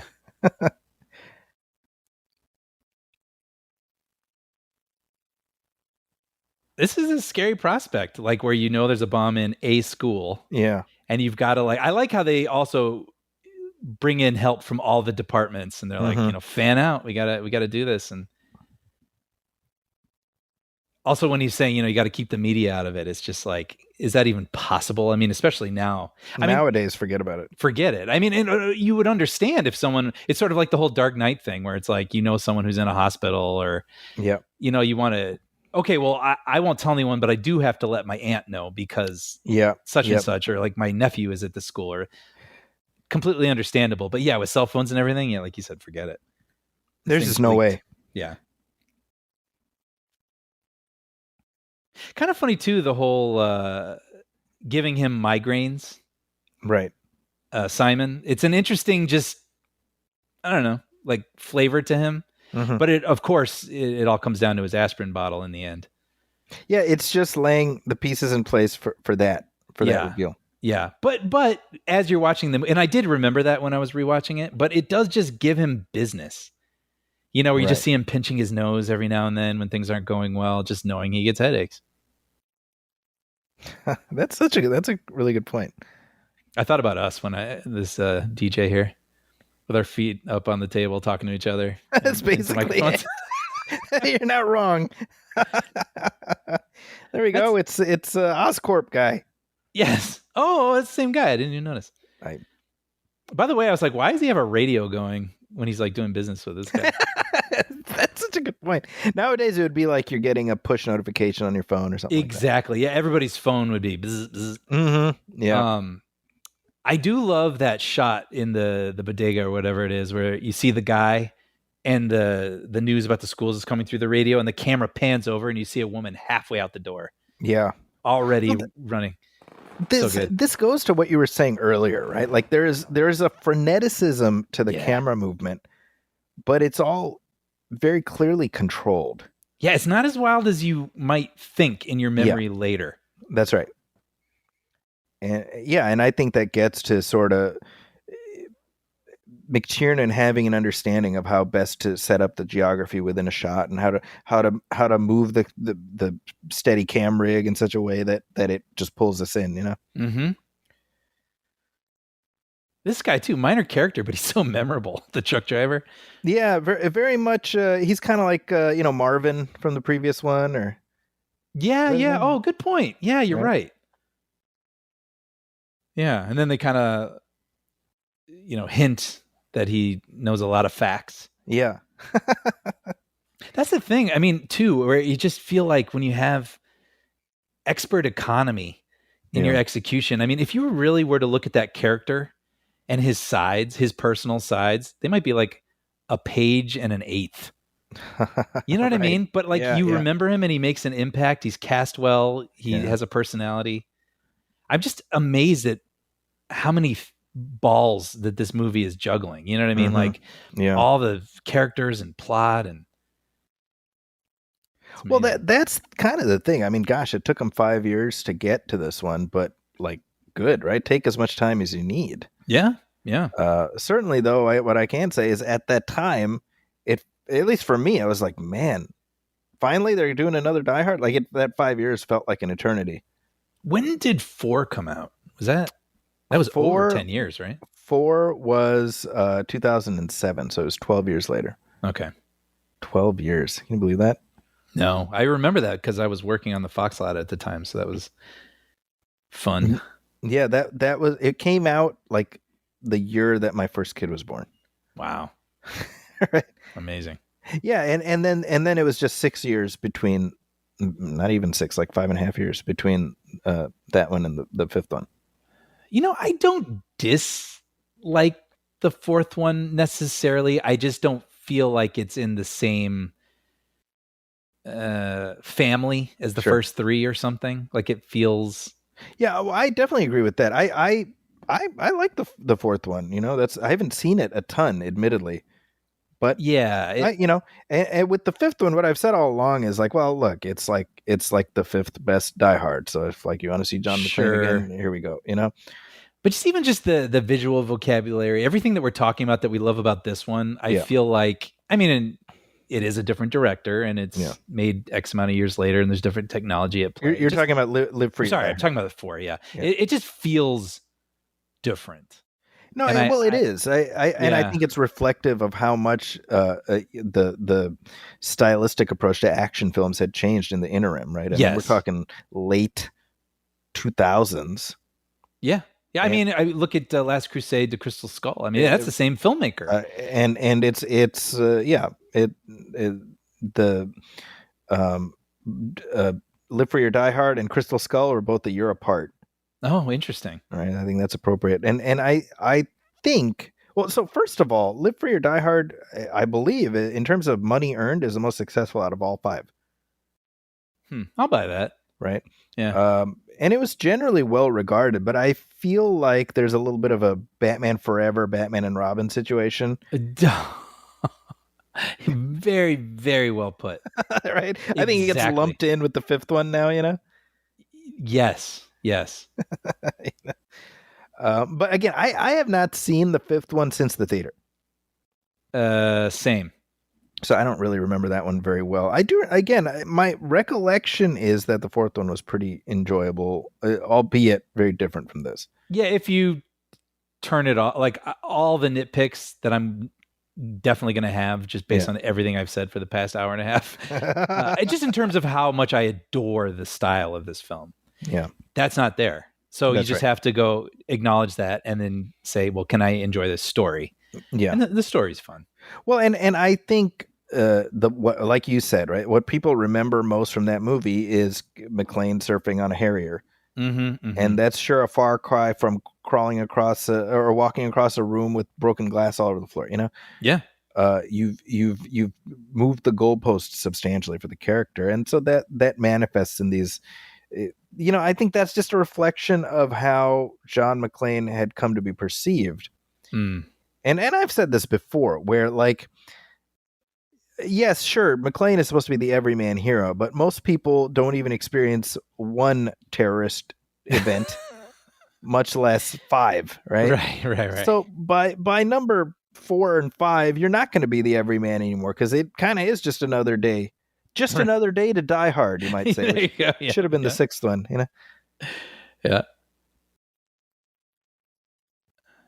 Yeah, that guy rocks a mustache, doesn't he? Yeah, not everybody can. Sometimes you see a mustache and you're like, "Oh, dude, no." Kind of Jim Gordon energy going there. Yeah, but some people do it and it just feels right. Yep, that's true. It's a short list. Yeah. By the way, the president being 21st president being Chester A. Arthur, good clue. Get to the school, but I always think of Bart when he's pretending to be the Terminator in the school play assassinating Abraham Lincoln, and he's like, "You're next, Chester A. Arthur," with a Schwarzenegger voice. That's what whenever I think of, and it doesn't happen often, but when I do think of Chester A. Arthur, I would think of it Literally in a Schwarzenegger voice. The only reason I know him is because of this movie, in the sense that he's the 21st president. Yep, and that's all I could tell you about him, and it's Yep. because of Die Hard with a Vengeance. That's so funny. By the way, this looks really precarious. These trucks going over this. Yeah. That's that shot right there when the plank falls. Yeah, even doing that stunt. I mean, was that a real truck? Like, Yeah, that's a no from me. Yeah, no. So, but just having him not making a big deal out of it, like, oh, my head is killing me. Just he's pinching his nose. We know he gets headaches. It just makes the Tylenol make sense. That's true. Yeah. And that's what brings Simon and McClane together. They both have hangovers or headaches. Yep. Yeah. By the way, that was very Spielberg-y, where it's like panning with the trucks and then stopping on a location that will become a major player shortly. Yeah. Just sort of laying out the geography and presenting something like, did you notice that? That may come into play. Pay attention. Yep. I was just thinking as I'm watching this sequence, I've said attention, Nils is dead, F-head. I've said that like an inordinate amount of times in my life. Have you? At random points. Yeah. To myself, basically. Yeah. Which is like, that's like weird, I love it. I have things like that. That's a weirdly specific thing to just bust out, That's so funny. I do love though how he's like, how colorful. That's so good. Like he's not really amused. Like, yeah. By the way, you want to talk about this being a '90s movie? Just the shirt that Targo wears, that ring collar shirt. Yep. Man, there's a stick pin in time right there. Yep. I was thinking about that. Sort of the baggy khakis Yep. also that McClane's wearing. I had a ton of those ring collar shirts. Oh yeah. Yeah, which don't wear those anymore. No. Well, hey, they might come back. I mean, the '90s, right? A lot of '90s like Everything's coming back. mom jeans and all that Should have hung on to them, I guess. Yeah. Mom jeans. I like that though. With it's smart detective work. It's like, all right, well, we have to figure out where the bomb is in the school. It's like, well, this was a delivery made today. Yep. It's not plugged in. We're still got a display. That's kind of hinky. Crack the case, Columbo. I was surprised how heavy this thing was too, where you can't lift it. The plank, right? Yeah. Well, it would have to be, right? If it's able to support a truck loaded up with gold. It made me feel better about it. What I saw earlier, for sure. Yeah, I like this. This is kind of like Temple of Doom. With the water. Yeah. Water. That's true. I didn't think about that. But that's, I like that. I can put myself in the situation and be like, geez, what would I do? I actually was thinking about it. I was like, thinking I would maybe climb one of the ladders and just try to let it pass me. I don't know. Yeah. Yeah, that's a tough one, man. Because that much water coming at you, you don't have a ton of options. No. I mean, because it's going to slam me into something. Mm-hmm. That's right. See, and I was wondering about this too. I guess this pipeline really exists. And you just think the writer, I mean, did he just look at a map of New York and be like, what can I do? Mm-hmm. Just. Well, it seems like that's kind of what Hensley did, right? Yeah. Just really read up on the city, read up the articles about what's around, and just, they came up with so many clever ways of really taking advantage of their location, Yeah. That's great.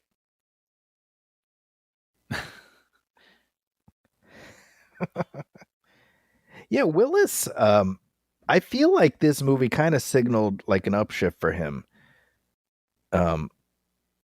Because I remember between Die Hards 2 and 3, there was like, is Bruce Willis over kind of stories, So what was there? I mean, we already mentioned it. Hudson Hawk. Yeah. When's Bonfire of the Vanities? Striking Distance. Bonfire, that was like 91, I want to say. Okay. Right? That's a great stunt, by the way. Oh, it's great. Yeah. Him firing out of that geyser. What was the that like sexy time? Oh, Color of Night. Color of Night. There you go. Yeah. There was that. So that was before this? I'm pretty sure it was before this. I'm pretty sure. Yeah. Yeah. Pretty bad. Yeah. That was known for you can see Bruce Willis's Willie. That's right. Yeah. Yeah, and like Last Boy Scout was in there somewhere, and Yeah. That was like 91, I think. Is that good? I've maybe seen that once, and I don't remember it. Last Boy Scout, I thought Last Boy Scout was good. Okay. I mean, it's not life altering, but I think as a Tony Scott vehicle from it's very much a 1991 Tony Scott movie. Cool. Shane Black, right? Shane Black wrote it. Yeah. Yeah. But yeah, I mean, he was having some. Wasn't he in North? He was in North. Yes, that's right. Right, that movie was like a wrecking ball, Yeah. But yeah. So you're right. Like going back to a character that he excels at and everybody loves to see. It's a nice little reset for him. I think so. Well, and reteaming with McTiernan obviously proved to be the smart decision. I kind of wish because McTiernan was not able to do the second one because he was doing Hunt for Red October. Yeah, and which is awesome. Right. So obviously that worked out well for him, and I think Die Hard 2 is fine. But I would have liked to see a similar, relationship between franchise and director as like Dick Donner and the Lethals. Oh man, definitely. Right? Yeah. Because to me, that sense of connectivity really bears out. We talk about it a lot with the Lethal Weapon movies, where you feel the sense that you're seeing the continuation of the world. Whereas with Die Hard, with each movie, it becomes further disconnected, other than the mere existence of John McClane in the story. And the world. I mean, I'll still buy him as the character, but I don't believe it's the same universe.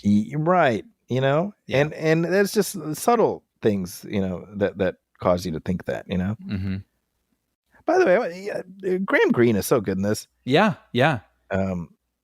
He was in Dances with Wolves before this. Yeah, I looked that up. I was shocked. I didn't think about it. He's the guy who James Dutton buys the land from, or gets the land from, at the end of 1883.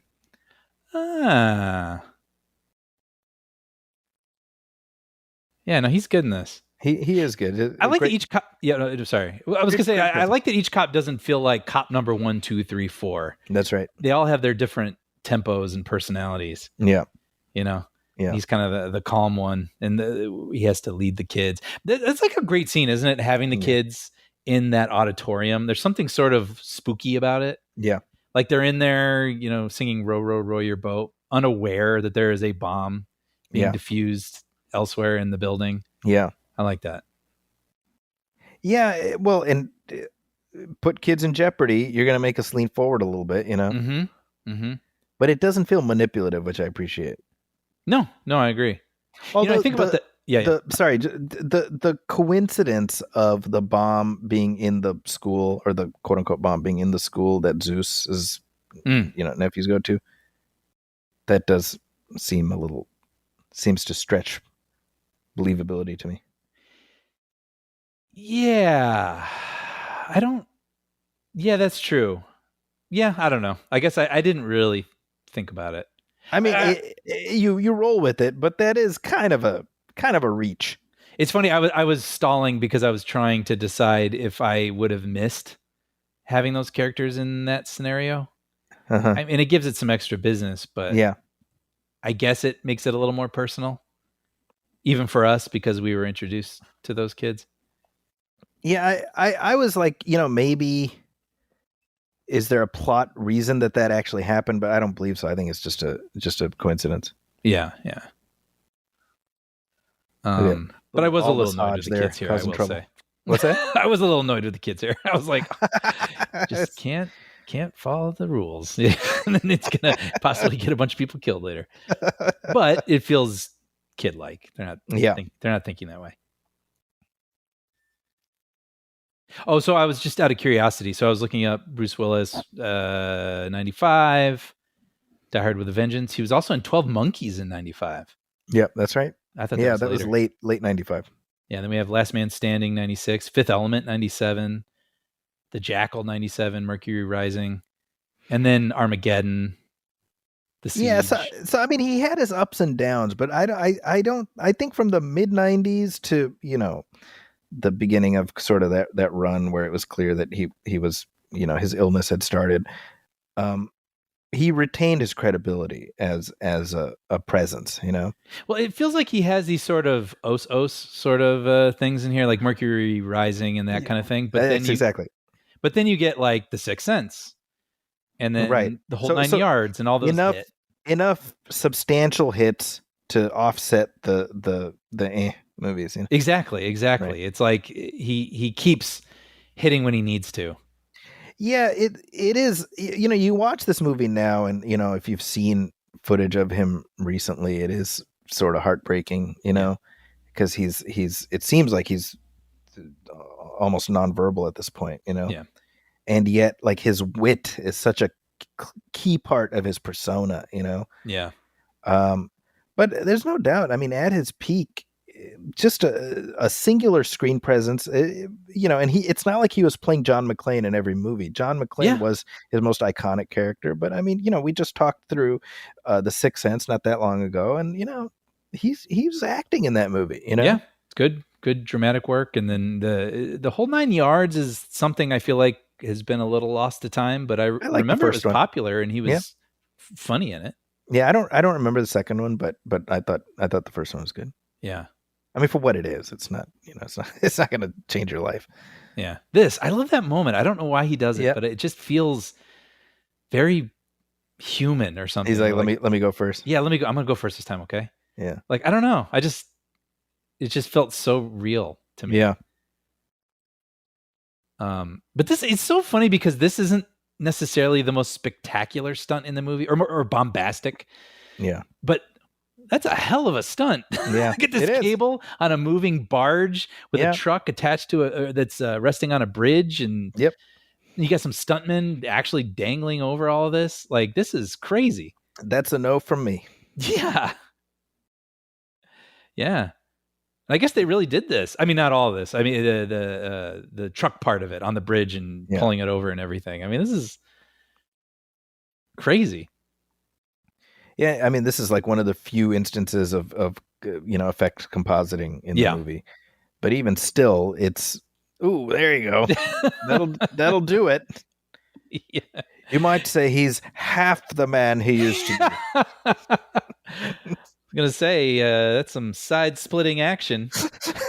Yes, okay. Yes.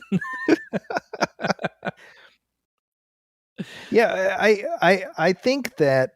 See, it is weird that Willis is like, I just became this buddy comedy type thing, and I'm like, yeah, but dude, that's what people liked about it. Like, yeah.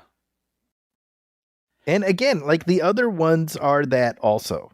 Mm-hmm. So that's an interesting critique. It's interesting too. I mean, you think about it, and this isn't limited to him. A lot of actors think this way, but it's kind of an interesting bit of ego, and not as a criticism, but just an observation where it's like, if I'm not the guy, I'm not interested, but like, if you could be the best at what you do and what you offer, bouncing off of another person in a movie that everybody loves and watches 20, 30 years later. Yeah. Like, you're not interested? You're right. It's interesting. I think so. Yeah. It's a different era, by the way, too, I should say. I mean, that's a good point. Perception of actors is a little bit different. I think people try different things now and are more comfortable with different things now than they were in this era, maybe. I do wonder, like, I don't think we have movie stars anymore. Yeah. Not like this. Not right. The Planet Hollywood style movie stars. Yep. Schwarzenegger, Stallone, Willis. One man wrecking crews. Yeah, right? Well, and it tells you something that, like, what would have been a box office event in the 90s, which is, Arnold Schwarzenegger and Sylvester Stallone and Bruce Willis being in a movie together, was like a curiosity by, 15 years later. It's funny. And then thinking of Samuel L. Jackson, I mean, he's been in very few movies where I feel like he's the singular focus. Yeah. He's almost always in the mix with people, but he's Samuel L. freaking Jackson. You know what I mean? Like, we love him and we show up for him. Yeah. You know what I mean? It's okay that he's not, he had like Shaft in some of those movies, but like, I don't know. You know what I mean? He didn't need that. Right. Well, it draws to mind what we were talking about earlier, where Lawrence Fishburne had been offered the role of Jules in Pulp Fiction, and he turned it down on the advice of his representation, who said, don't take supporting roles because you're just going to be another supporting actor. Take leading roles. I mean, it speaks to the time, I guess. It does, but by that, when you view Sam Jackson's career through that same lens, or the oppositional lens, you say he took the role of Jules because it was well written and certainly memorable, and certainly I would say that Jules gets the closest thing to an arc in that movie. That's true. Right? Arguably Willis's character, but I think Jules's arc is more rich, in my opinion. But regardless, like, that's what kickstarted his career, right? And he's never looked back. Right. And so in a career full of supporting roles, he tends to be one of the most memorable characters always. Exactly. So, I think it worked out okay, Yep. This moment is so great right here when he confronts Simon, by the way. Yeah, it's cool seeing him step up, and well, there you go. I mean, that's the personal investment. I mean, he was already invested, but knowing that the boys are in the school, he needs that code. Right. I mean, just the casual way Simon shoots him. Yes, and then he's It's like so eating. Yeah, it's at like the same so time. unnerving, right? I mean, it's Yeah. like he's like charming but evil, you know? It's like this weird, like he's a great villain, you know? Yeah. By the way, I like this. Speaking of villains, I love this moment where the guy's speaking not in English, Mm-hmm. and Willis just shoots him, no questions asked. And he's Yep. like, "What was that?" Almost as like a little, snarky remark, and then the guy's like, "He said don't shoot." Yep. I love that. It's a little Yep. dark, It is. you know. Like it's. I mean, I'm still obviously on McClane's side, but it just makes it all not so black and white. Yeah. I mean, when you're in the heat of the situation, right? Yeah. Yeah, maybe he shouldn't go around and just shoot every guy he sees who's Yeah. Here's a thought. in the boat. That's a great stunt, by the way. It's swinging him I like was thinking about that. Yeah. swinging him like an axe. Slams him into the crate there. Yeah. I was reading somewhere, I guess the initial cut of this got an NC-17, and Okay. which is kind of fascinating to me, by the way. Like, it seems like in the 80s and 90s, a lot of movies just based on violence Yeah. were getting X ratings and NC-17. So apparently this fight got severely cut down. Right. 'Cause we see him, McClane, hit him with a chain, and then basically we cut back and he's completely leveled. So it's like something was missing. I don't know. Yeah, I mean, clearly they wanted to set up Targa to be kind of the equivalent of, Alexander Godunov in the first one, Mm-hmm. up to and including the chain right there. Yeah, I thought about Right. that. I don't know that it works as well, No, we haven't spent the same amount of time, or Yeah. the other guy had a brother, and that made him feel more like a person. Although, I mean, as much as the first Die Hard is about as close to perfect as a movie as you can find. Yeah. To me, that one beat at the end where Godunov is still alive, never liked that. I know you need it for like I know. Al's moment, but I'm like, no, that's ridiculous. He should. I know. I completely agree. I'm with you on that. Even though it leads to my favorite shot in the entire movie. Yep. With right, the revolver and Yep. focus on Reginald Bell Johnson is incredible. By the way, with this bomb expert, I mean, he's so giddy earlier, like, oh, I know how this works. This is like a polymer and blah, blah, blah. You mix these things. It's so funny because, this is where he's the expert. But when he actually has to go to the location and do the thing he's trained to do, damn. He's all business. Yeah, well, he's all business, which is amazing, which makes him a great dimensional character. But like, that's actually the job. That sucks. Like, you got to be the guy there. You know what I mean? Like, you can be in the office and talk about how cool the advancements in bomb technology are, and yes, you are shining in this moment. But when it comes down to it, your job is everyone's running out of the building, and you're there with pliers. Like, Yep. yikes. I've said it before, and I'll say it again. It's a no from me. Yeah. But no, to your point, though, we've seen him be such a goofball earlier, seeing him here deadly serious and sweating. Yeah. And I love this little thing. This chalk, and he like rubs his lip. Well, and also let's appreciate how brilliant the cross-cutting is in this entire sequence. Yes. With these three specific storylines that are intertwining in a way where just the tension ratchets up for each segment, That's a great point. I think it's easy to lose sight of that. I mean, when the editor gets this is just a crap load of footage that's all out of order. He has to find that rhythm, Yep. Decide between the medium, the close up, the whatever. Like, Not easy. Not easy. By the way, I wanted to note Colleen Camp. Yeah. She is just interesting, period, in Hollywood, because I mean, she obviously was an actor. She was in Apocalypse Now. She's the maid in Clue. Right. She's Vander Hoff's wife in Wayne's World. She's in Valley a couple Girl. of Police Academy movies also. Yeah, so she's been around. Well, we got to comment on this. Pancake syrup. But no, what's interesting is she hasn't been acting as much lately, but did you see this Hollywood Reporter article about her recently? No.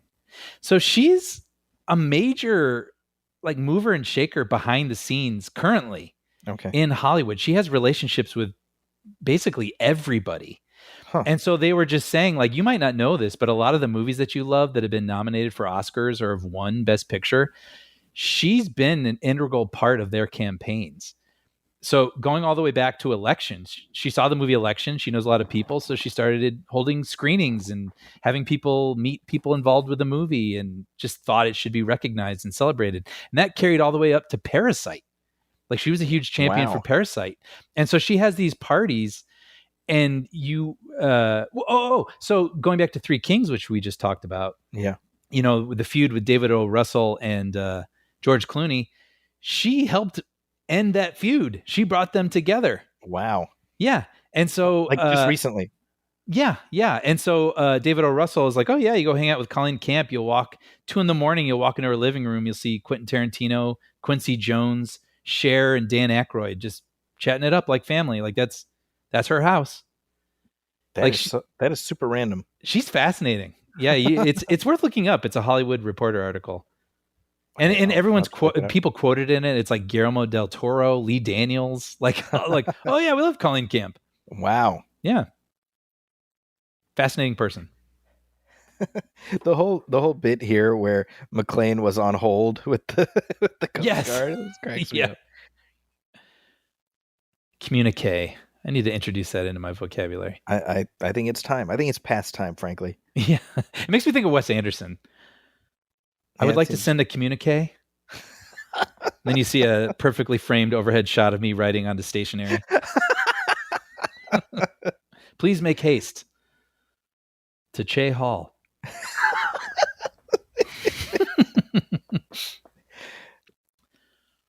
Dude, she is so good in this movie. Without saying a word, she's so menacing. It's just got a presence, that's for sure. So this is interesting. I mean, we're learning that it's like sort of a double cross all around here, right? Yeah, where it's like stealing all this money and making these people who are working for him believe that they're going to blow the money up as a sign of defiance against American wealth. But it's like, no, but actually we really are stealing the money. They just don't know this. Yeah. Well, it's him and Hans, man. Talk about peas in a pod. Yeah. You know, they put a line of bullshit out there that they don't even believe. Mm-hmm. Poor Targa, this guy, he's a true believer. Yeah. So yeah, I will say in this movie, this is the moment that I don't entirely buy that he would give him his aspirin. Here you go. I mean, you're handcuffed. You can't even use it. I have headaches all day, but here's my aspirin.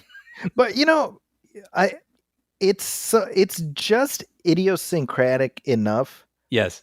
To fall within like the realm of human behavior. I'm with you. Like, here, take it. Yeah. Yep. I can recognize it for sure, but it does make me like, sure. I mean, I like that the movie doesn't make a big moment out of it. So it just feels like, you know, just the continuing back and forth between these two guys. Yeah. Right. And then the fact that you know, he ends up getting hoisted on his own petard because of his thinking he's being a smart ass. Here, good luck using it kind of thing, you know? Yeah. I do love a good petard hoisting. The few things better, frankly. It is very satisfying.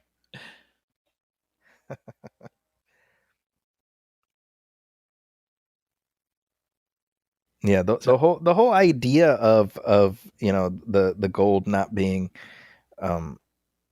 blown up and everything. I like how you can track with it. You can track with the story. You know. Yeah, it's a good scheme. It's a good caper. That's the thing, right? You want it to be twisty enough to still, you know, make you lean forward the whole time and want to be working it through your head, but you can't make it too twisty. Yeah. You know, because then you get lost and you stop paying attention, right? Yeah, I think in one of the earliest iterations, I think this is at the script stage, it would have been like the McClane and Zeus kind of escape, or they float down the river or something, and the bomb, the bomb is still on the boat and it blows everybody up. Like they don't really, you know. And I think A, that sounds anticlimactic. B, it sounds very similar to Die Hard 2, where everybody blows up on the plane. I don't believe they shot that. Mm. But of course, there was the alternate ending, which they did shoot, which I guess we'll talk about in just a little bit. Yeah. I like this moment right here, though. I like that he comes clean to Zeus about having lied to him. Like, he didn't have to do that when you think about it, you know? Mm-hmm. Mm-hmm. Like, that would have been long forgotten by Zeus, you know? Yeah. Yeah. Yeah, you keeping McClane an honest guy. Yeah. Oh, and I love, hey, can you pick this lock? Was this some black shit? Yeah. Oh, you're a locksmith, right? Yeah, right. Which, by the way, man, my hand's covered in blood. Yeah. This little sliver of a cable, like, sorry, man. Forget it. not gonna happen. I would not be good in this scenario. I would not be a good partner to John McClane. No. I'll just put that out there. I don't know if that's a hot take, but so yeah, now here we get we know that he and Holly had a fight at the beginning of the movie, but now we're getting the real sort of setup here. So we get the payoff. Yeah. Go call your wife at the end. So is that the reason they had them broken up, just so that Zeus could be the guy to push him towards reconciling? I say, well, okay, that's fine, but then you should have them reconcile. See it? Or have it as don't have the last interaction with them be him hanging, leaving her literally hanging on the phone, you know? Yeah, that's a good point. I was trying to think, how do you involve her in the story in another way? I mean, it would help if she was a reporter or something. I mean, the truth is she didn't need to be involved at all, right? It could just be. Yeah. This is or my a teacher or something. Yeah. Or just whatever. She's in LA. He's in New York. He's visiting. Yeah. It doesn't concern her. Yeah. And maybe that's okay. We don't have to. Right. That's my thought. I'm like, you could just leave her out of the story and be like, well, but they're still happily married, you know? Yeah. I don't know. That's me. Yeah. There we go. Payoff of the chemical compound mixing. That's right. The binary explosion. Yep. It does look like it would hurt. I like the bit where Zeus is like, McClane, just go. And McClane's like, I don't need your death on my conscience too. Yeah. It's a great character moment for both of them. I agree. I thought that last night. What a great character moment, especially for Zeus, that is. Yep. Yeah. I mean, that's what we want. We want to watch our heroes on screen behave in the way we believe we would. That's exactly it, right? Noble. I think, well, that's just it, right? Like, I think this, in these, certainly in these three, you get a sense of John McClane. He's just a decent guy. Mm-hmm. And that stuff matters, Yeah. I'm not saying he's not decent in the latter two, just because I don't have as much of a memory of the latter one. So that's why I'm, Yeah. I don't know if he strangles a kitten or something. Oh, you don't remember how the 5 opens? Yeah. Yeah. I mean, he's got like a tough exterior, but deep Heart of gold. Heart of gold. Heart of gold. So I guess at this point we can talk about the original ending as filmed. Yes. You would pick up from this point. You would pick up 6 months later. Mm-hmm. And McClane tracks Simon down to like Bavaria or something like that. And he does a little Simon Says, Russian roulette. We should say, I mean, McClane has lost everything. So he's been fired by the NYPD. Who believes that he may have been in on the heist. That's right. Yeah. And so he and Holly are broken up. He's lost everything. It's all the bad stuff. Yeah. And so he does like a Russian roulette thing with a rocket launcher. Yeah. And he's like, we're going to play McClane Says. Yeah. And he asks these questions and whatever. You saw the scene, I'm assuming. Yes. So I watched that and I'm like, that's a great scene from a movie that's not this. Yes. Cause I was like, I don't like that. It's like, I'm like, I don't want McClane to go to that place. Yeah. Because he's become a character I don't like anymore. Yeah. And he doesn't even win tactically. Right. He's basically like, yeah, this might blow up on me too. Like, so I wear a flak jacket. Like that, I want to see him do something smarter than that. Yeah, and it's something that so they shot it and it didn't get very received well in tests, and Hensley said he prefers that because he wanted McClane to carry the baggage of what he'd gone through. And I'm like, well, look, we left baggage behind like 2 movies ago. We're not doing baggage in these movies. Yeah. I think the problem there is, like, let's assume that this is the end of the trilogy. This is the end of your. There's no guarantee of a next one. Well, is that where you're leaving John McClane? That's a no from me. Yeah. Right. Yeah. No, I agree. And it's also, I mean, frankly, this is an action film.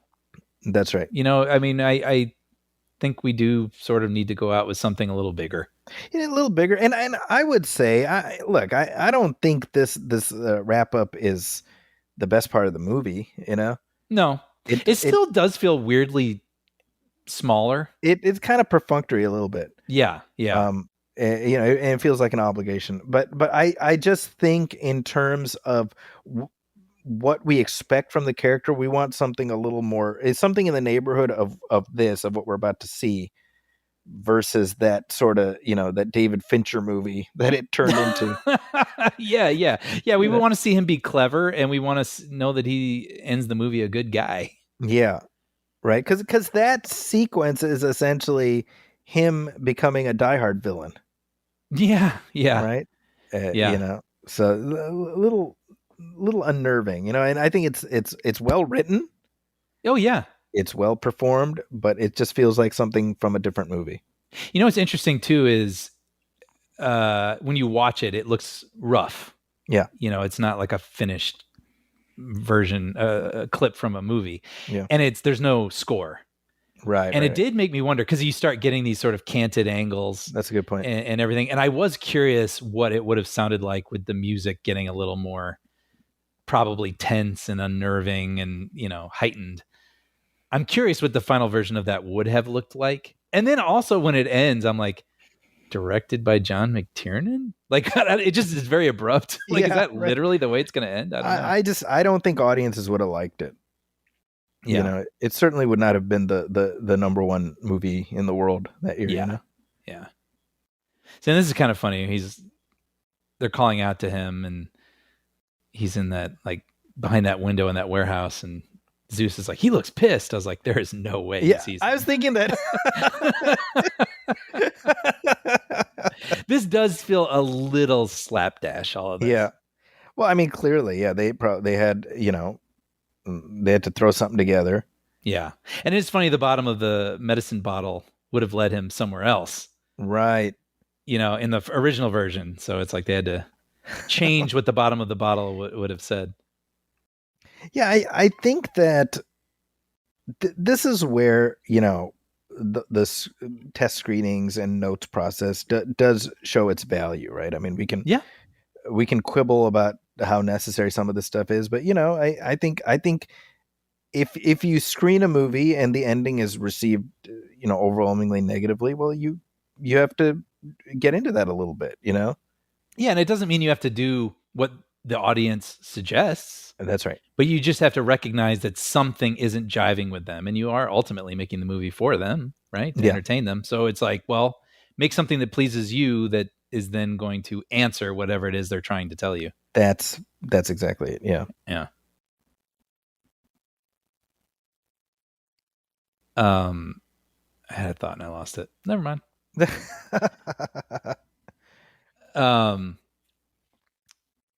Yeah. Oh, well, with the bottom of the bottle.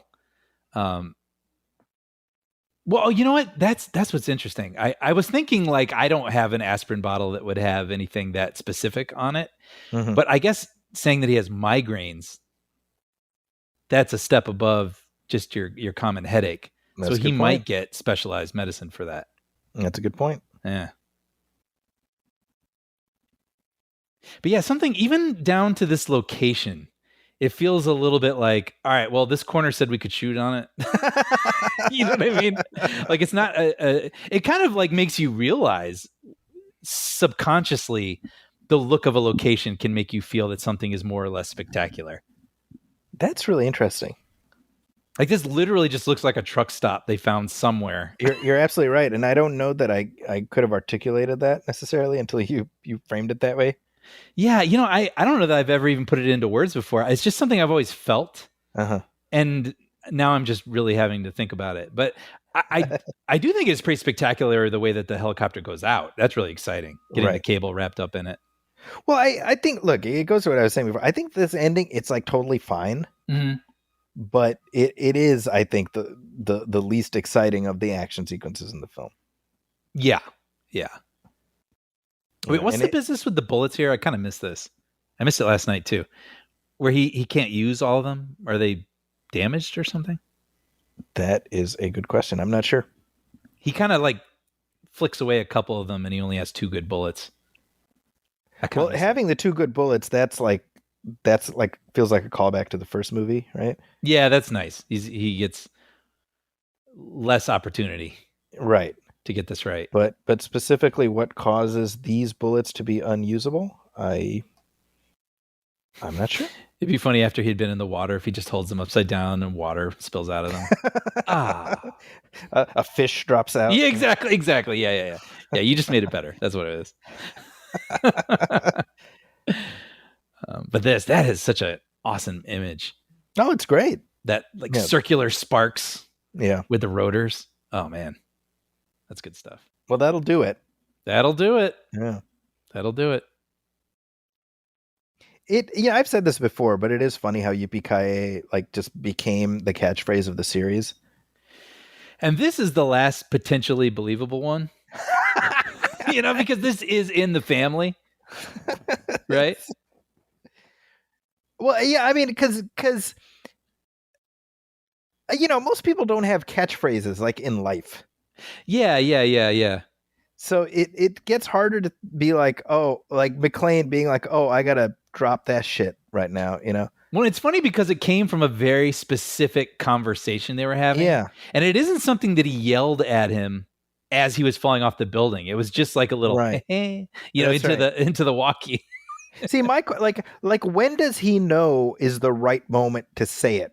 Right. Like, oh, this is when I gotta say it, Right. What are you gonna do? It's fun.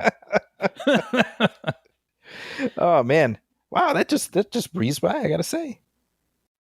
Yeah, I the thing I hadn't thought about till we started talking that is my takeaway of this movie is this does feel very different than the first 2 movies. But like you said, when you've done it twice, 3 times is pushing it. And I think this movie successfully feels like a Die Hard movie with a different set of rules or toy chest or whatever you want to say. You know what I mean? Like we get the whole city this time. He's not confined. He's got a lot of people he's interacting with, not just a solo mission. And yet it still feels like a Die Hard movie. That's right. And I think that's why I really like this one. I know that before Bruce Willis's illness, there had been conversations about, potentially doing one last Die Hard, Mm-hmm. and I do feel like, the opportunity was there to pull it back now and do something closer in spirit to the first film, where it's McClane back within a confined space. And how does that, right. How does he tackle that, Sure. however many decades later? But I think this film really speaks to the appeal of Bruce Willis as this character. Yeah. And, the desire for audiences to see him again in different scenarios, Mm-hmm.